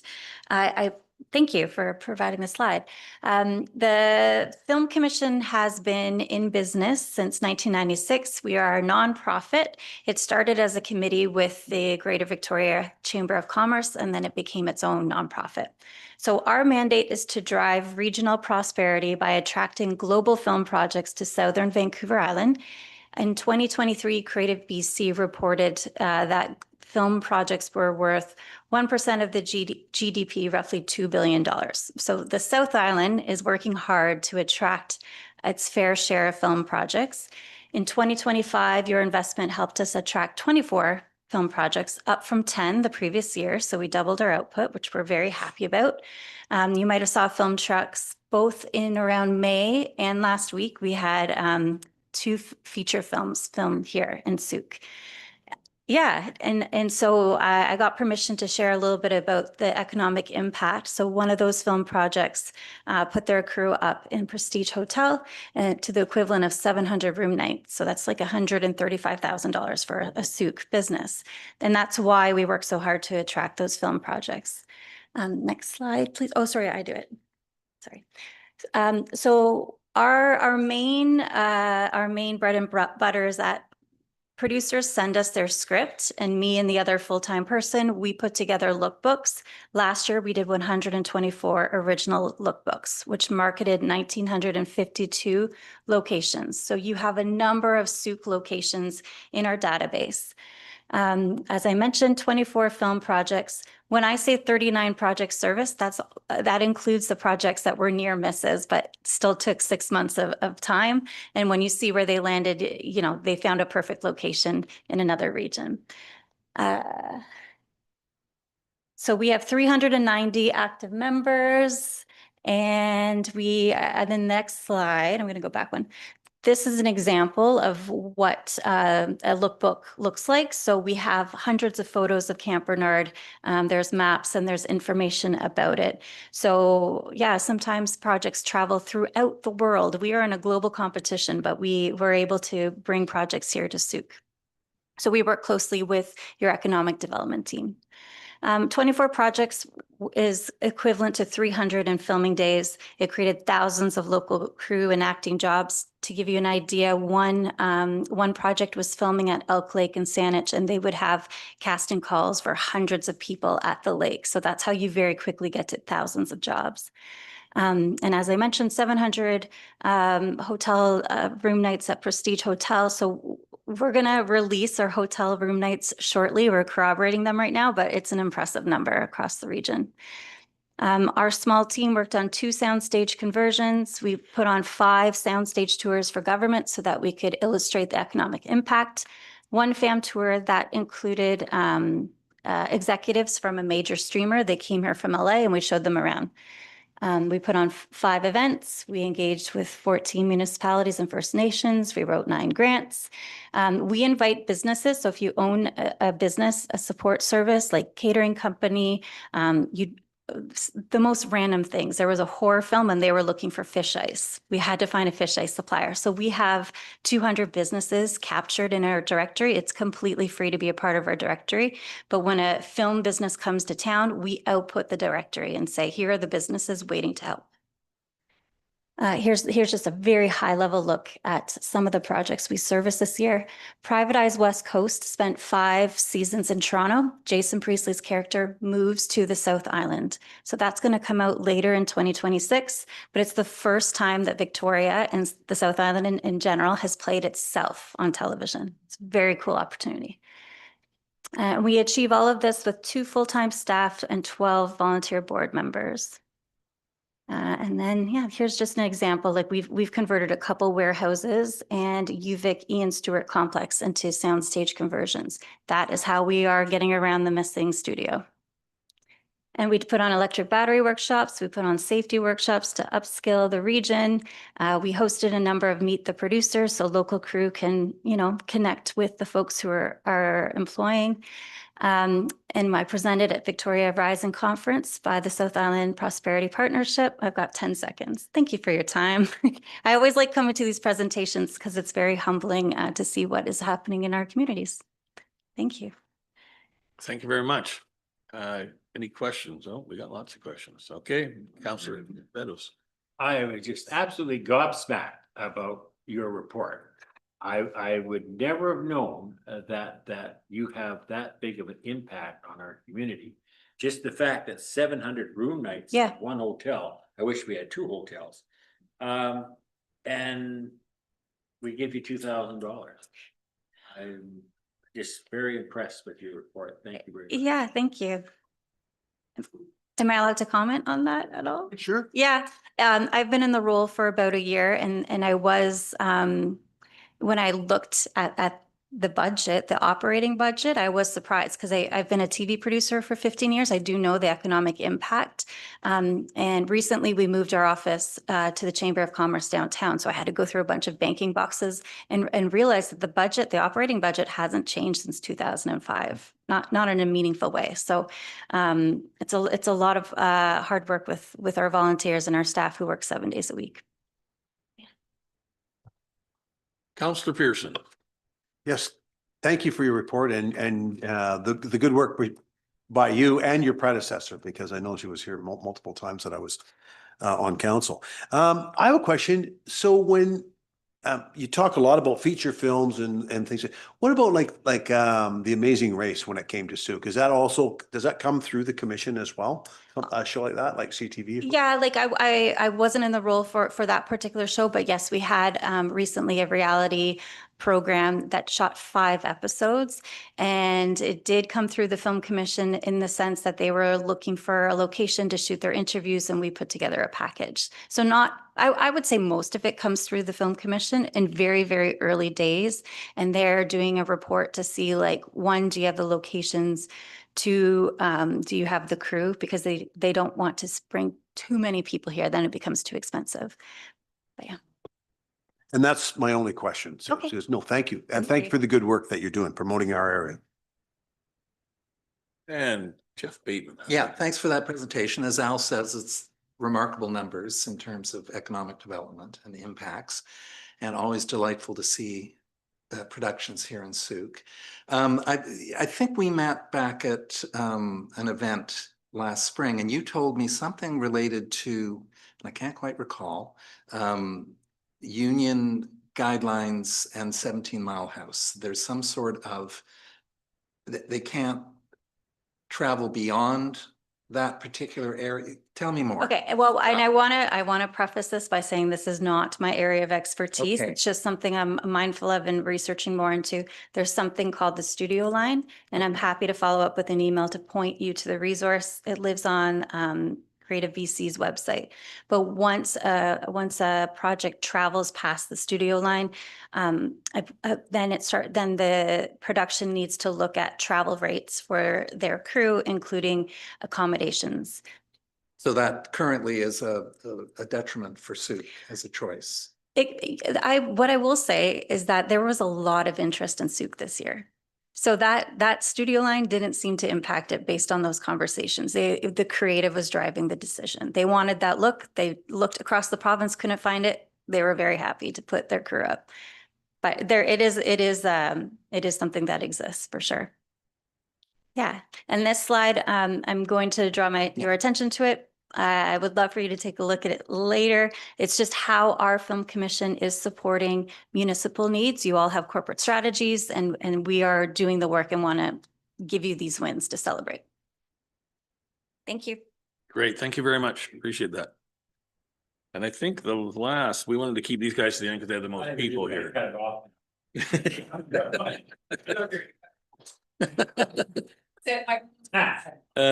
Oh, there's a clock. Let's see.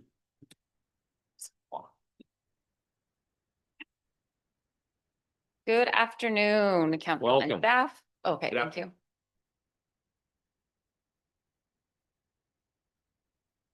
All right, good afternoon. My name is Bev Berger and I'm joined with Dave Betoya along with lots of other directors in the audience. We're here on behalf of the Sioux Community Association. We're a volunteer-driven organization established in 1935, which means we've actually been serving the District of Sioux 64 years longer than the municipality's been incorporated. So for 90 years, our purpose has remained the same: to provide affordable community spaces, recreation access, and support services for the residents of Sioux. We're entirely community operated, solely volunteer run, and we reinvest every dollar back into our facilities.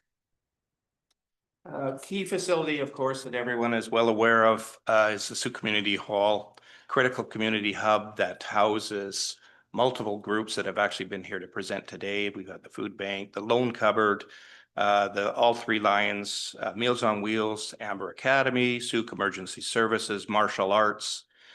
We have weekly youth programs, community dances and fundraisers. And over the last, I could attest, over the last year, the interest in renting the hall has grown enormously. We're the only nonprofit that actually shoulders the largest infrastructure responsibility for the local service groups. Thank you. About our other facilities, Fred Millen Park. It's the home of Sioux Soccer, Edward Millen Soccer Academy, home of the Celtics Men's League Soccer, Women's Leagues, home of Slow Pitch, all Sioux Days, which we brought them back in the last couple of years and has been a tremendous success. We hope to carry on with that.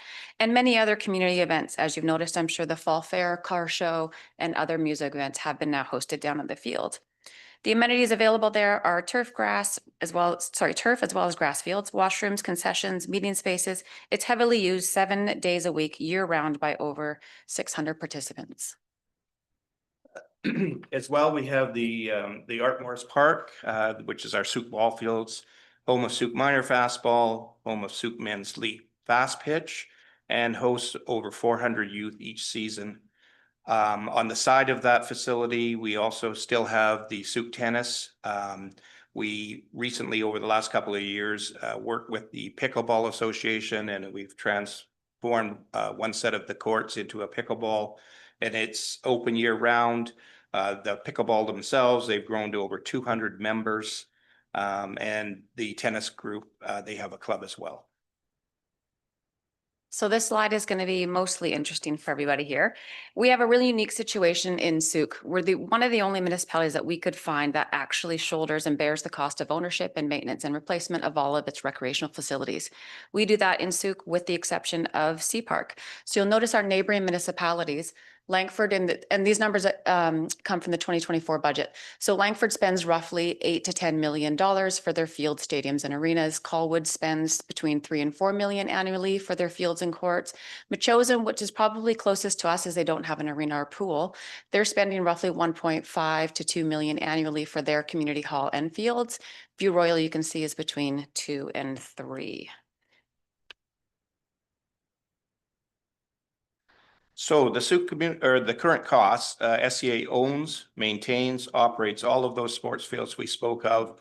The community hall, the district does not have to pay the annual maintenance or staff to run any of these facilities. Arguably, it's completely volunteer driven. Referring directly back to the district's policy, that this demonstrates the direct gap in municipal service delivery. In short, the SCA, of course, saves Sioux taxpayers hundreds of thousands to millions of dollars a year annually. So this one I'll leave for you guys to go through. I won't read it word for word, but basically what we did is we took the strat plan and aligned it with the strategic priorities that come with the community planning policy that you guys have written, which is really fantastic. And this just shows how, of course, we're providing that essential gap that the municipality doesn't currently have when it comes to recreation in Sioux. So it leads us to our proposal today. So currently, I believe what we in our services agreement annually it's about $35,000, and we've had that in place for a few terms now. We're proposing a partnership agreement aligned with the district's 5-year financial plan at $105,000 a year. This provides us predictability and accountability for both the district and the community association. That number will represent $35,000 per facility each year. So currently, I would argue that the 35 we receive basically was to support what goes on in the community hall and all of the services that you've listened to today that take advantage of that hall. We're asking for the same for both the two major fields, the Fred Milne Park and the Art Morris Field. And the funding is structured then to support the base operations, the facility maintenance, safety, capital readiness, and ensures that our facilities remain safe and accessible and grant ready. And in return, the district continues to avoid the multi-million-dollar annual costs associated with owning and operating these recreational facilities.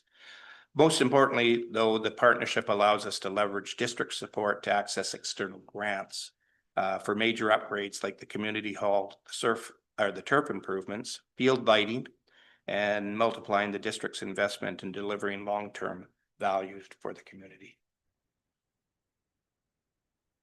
Thank you. So for 90 years, the Sooke Community Association has invested its time, energy, land, and buildings into this community. We are proud of our role supporting Sooke's youth, seniors, families, local charities, sports organizations, and most of the service groups that you've heard from today. We look forward to continuing our work in partnership with the district to maintain the essential recreation and community infrastructure that thousands of residents now depend upon. Thank you so much for your time, and we're happy to answer any questions. Thank you very much. Do we have questions? Councillor Pearson first. All we can ever say, sitting on this side of the table, and I know one of you has, is thank you to the community association. Not only is it the money that we're saving to the taxpayers, but we're providing an incredible, valuable service to people in our community. Kids have had a place to play ball for an eternity. I hope that this association lasts in perpetuity, long beyond us. And I think it's time for us as a municipality to grow up and start recognizing that value. The value we're getting for $30,000, and I'm hopefully not talking too much where I shouldn't be in budget deliberation, but even at $100,000 a year, it's a tremendous savings to the people. But it's not about saving so much as it is about value. And the community association, all of the members that are here today should be extremely proud of what they've given to us for generations. And hopefully this council can see that and help with the legacy that this goes on forever, because I think, quite frankly, it's probably one of the best organizations in British Columbia. So anyway, my question is, so you see the $105,000 going into your coffers.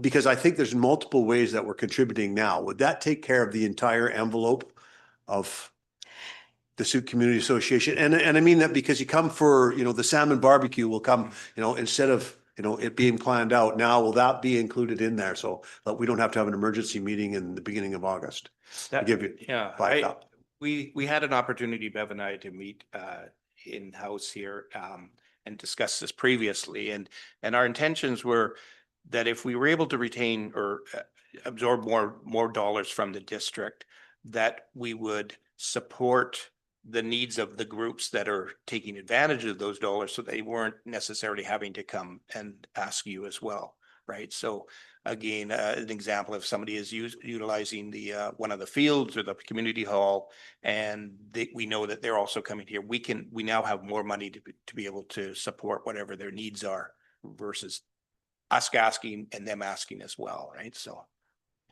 and again, that kind of like where I was going with the question. So good anticipation is that. So is there a way to itemize that or catalog it? Like, and I know you probably have to do a little bit of this, but when it comes to budget deliberation, that will help us because it's going to be a big ask. It's a big change, 35 to 105,000. But where else could we potentially be recognizing that savings in the planning? So anyway.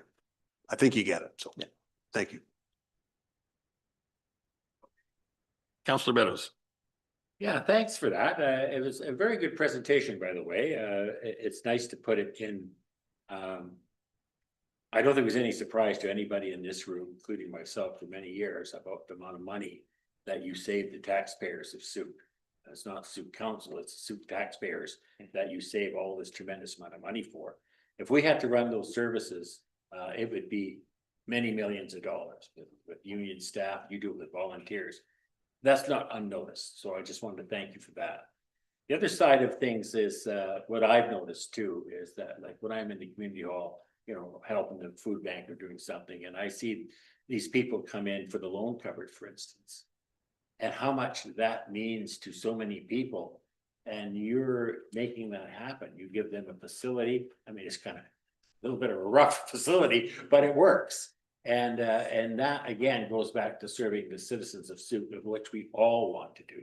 So I just wanted to pass on that I see that on an everyday basis, what you do down there. And when it comes to Meals on Wheels and things like that, it's very much appreciated. So thank you. Thank you, Councilor Betters. If I can just respond to that, we, part of our ask for the extra 35, because currently we're receiving $35,000 annually from the district. I believe it's goes up on CPI inflation or inflation every year. I can't quite remember. We also receive tax benefits for our facilities and our properties, which is greatly appreciated. But like Mr. Councilor Betters just said, it is an aging building. And so our sole source of income comes from the Sioux River Campground that we own. We earmark funds every year to go towards infrastructure upgrades. We all know that the hall needs some work. Right now, we're starting to plan and look at adding washrooms on the main hall level, which will be instrumental for people that have accessibility issues. So we're starting reserve funds for that. We're very happy to provide any information that you would like financially going forward as to how we can better improve the hall as well as our other facilities. With the rate the population is growing, our fields are busting at the seams. Mhm. Yes, Councilor Bateman. Yeah, thanks for this presentation. I think it's been a long time coming and great to, because I'm going back to 2022 and Mr. Haldane was here, not you, but your brother, dear brother. And yes, so those numbers were presented back then. I think he said 60,000 a year to run the community hall, and we were contributing 30 at the time, and the CPI has increased that. So yes, as Councillor Pearson says, any numbers you can give us for Fred Milne and Art Morris, and then we can justify our contributions to that. Absolutely.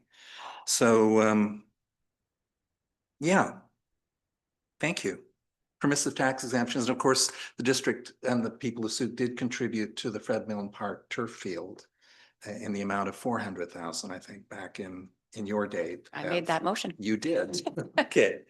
So yes, thank you for your work. Thank you.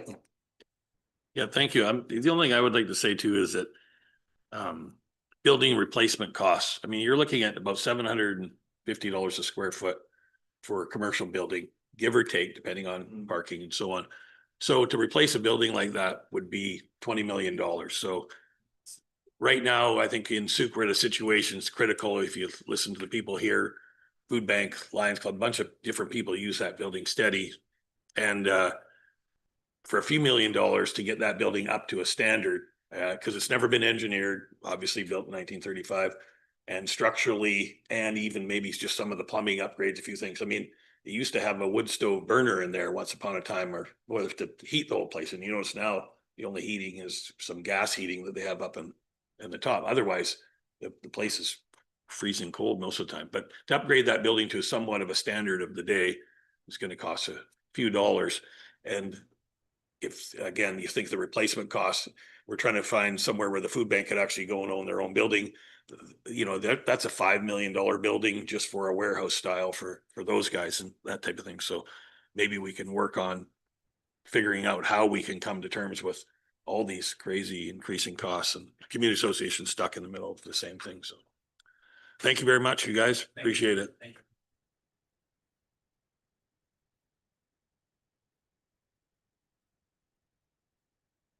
Okay,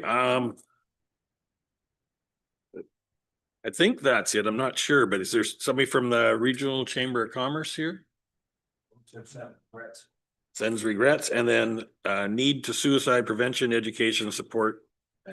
Sends regrets. So we're here now. We've got the community service agreement partners 2025 year end attachment. So I'd like to that the committee of the whole received the report and invited community service agreement partners for 2025 year-end presentation for information. So moved, passed. That's right? Okay, you gotta vote. Did all at the same time. Yeah, I think I've seen hands come up. That's gotta account for something. Okay, so move. And number 6 on here, any new business? Anybody? Nope, we're good to go. How about number 7, adjournment? Okay. Okay, thank you very much. Yeah.